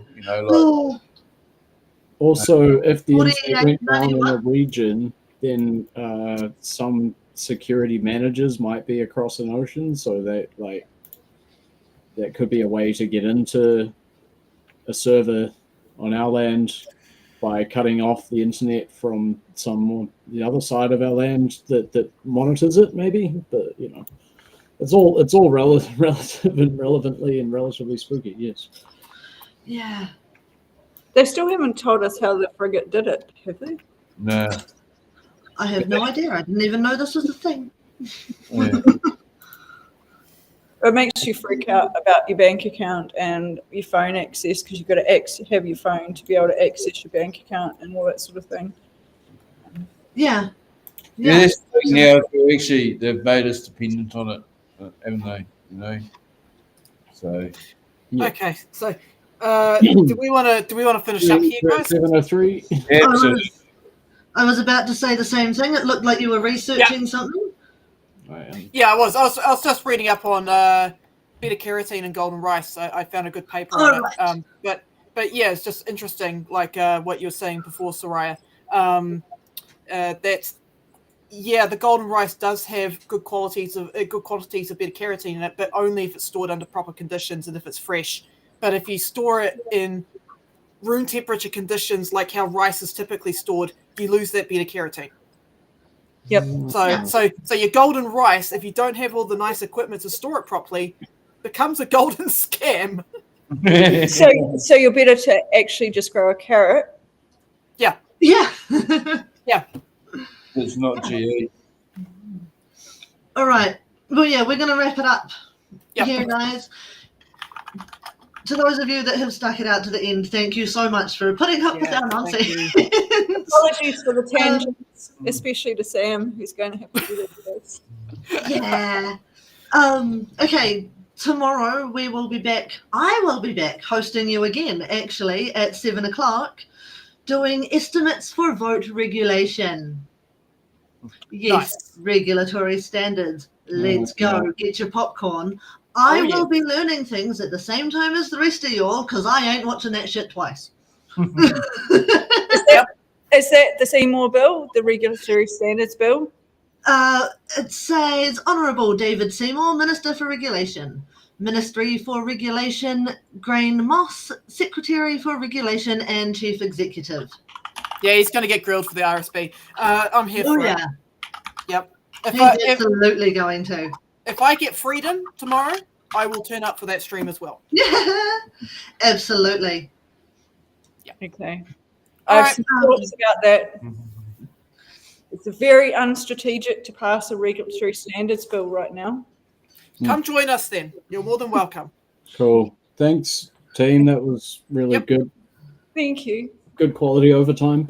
Yeah, thank you so much for joining me, everybody. Like, none of you were on the run sheet. Thank you so much for not making me do this by myself.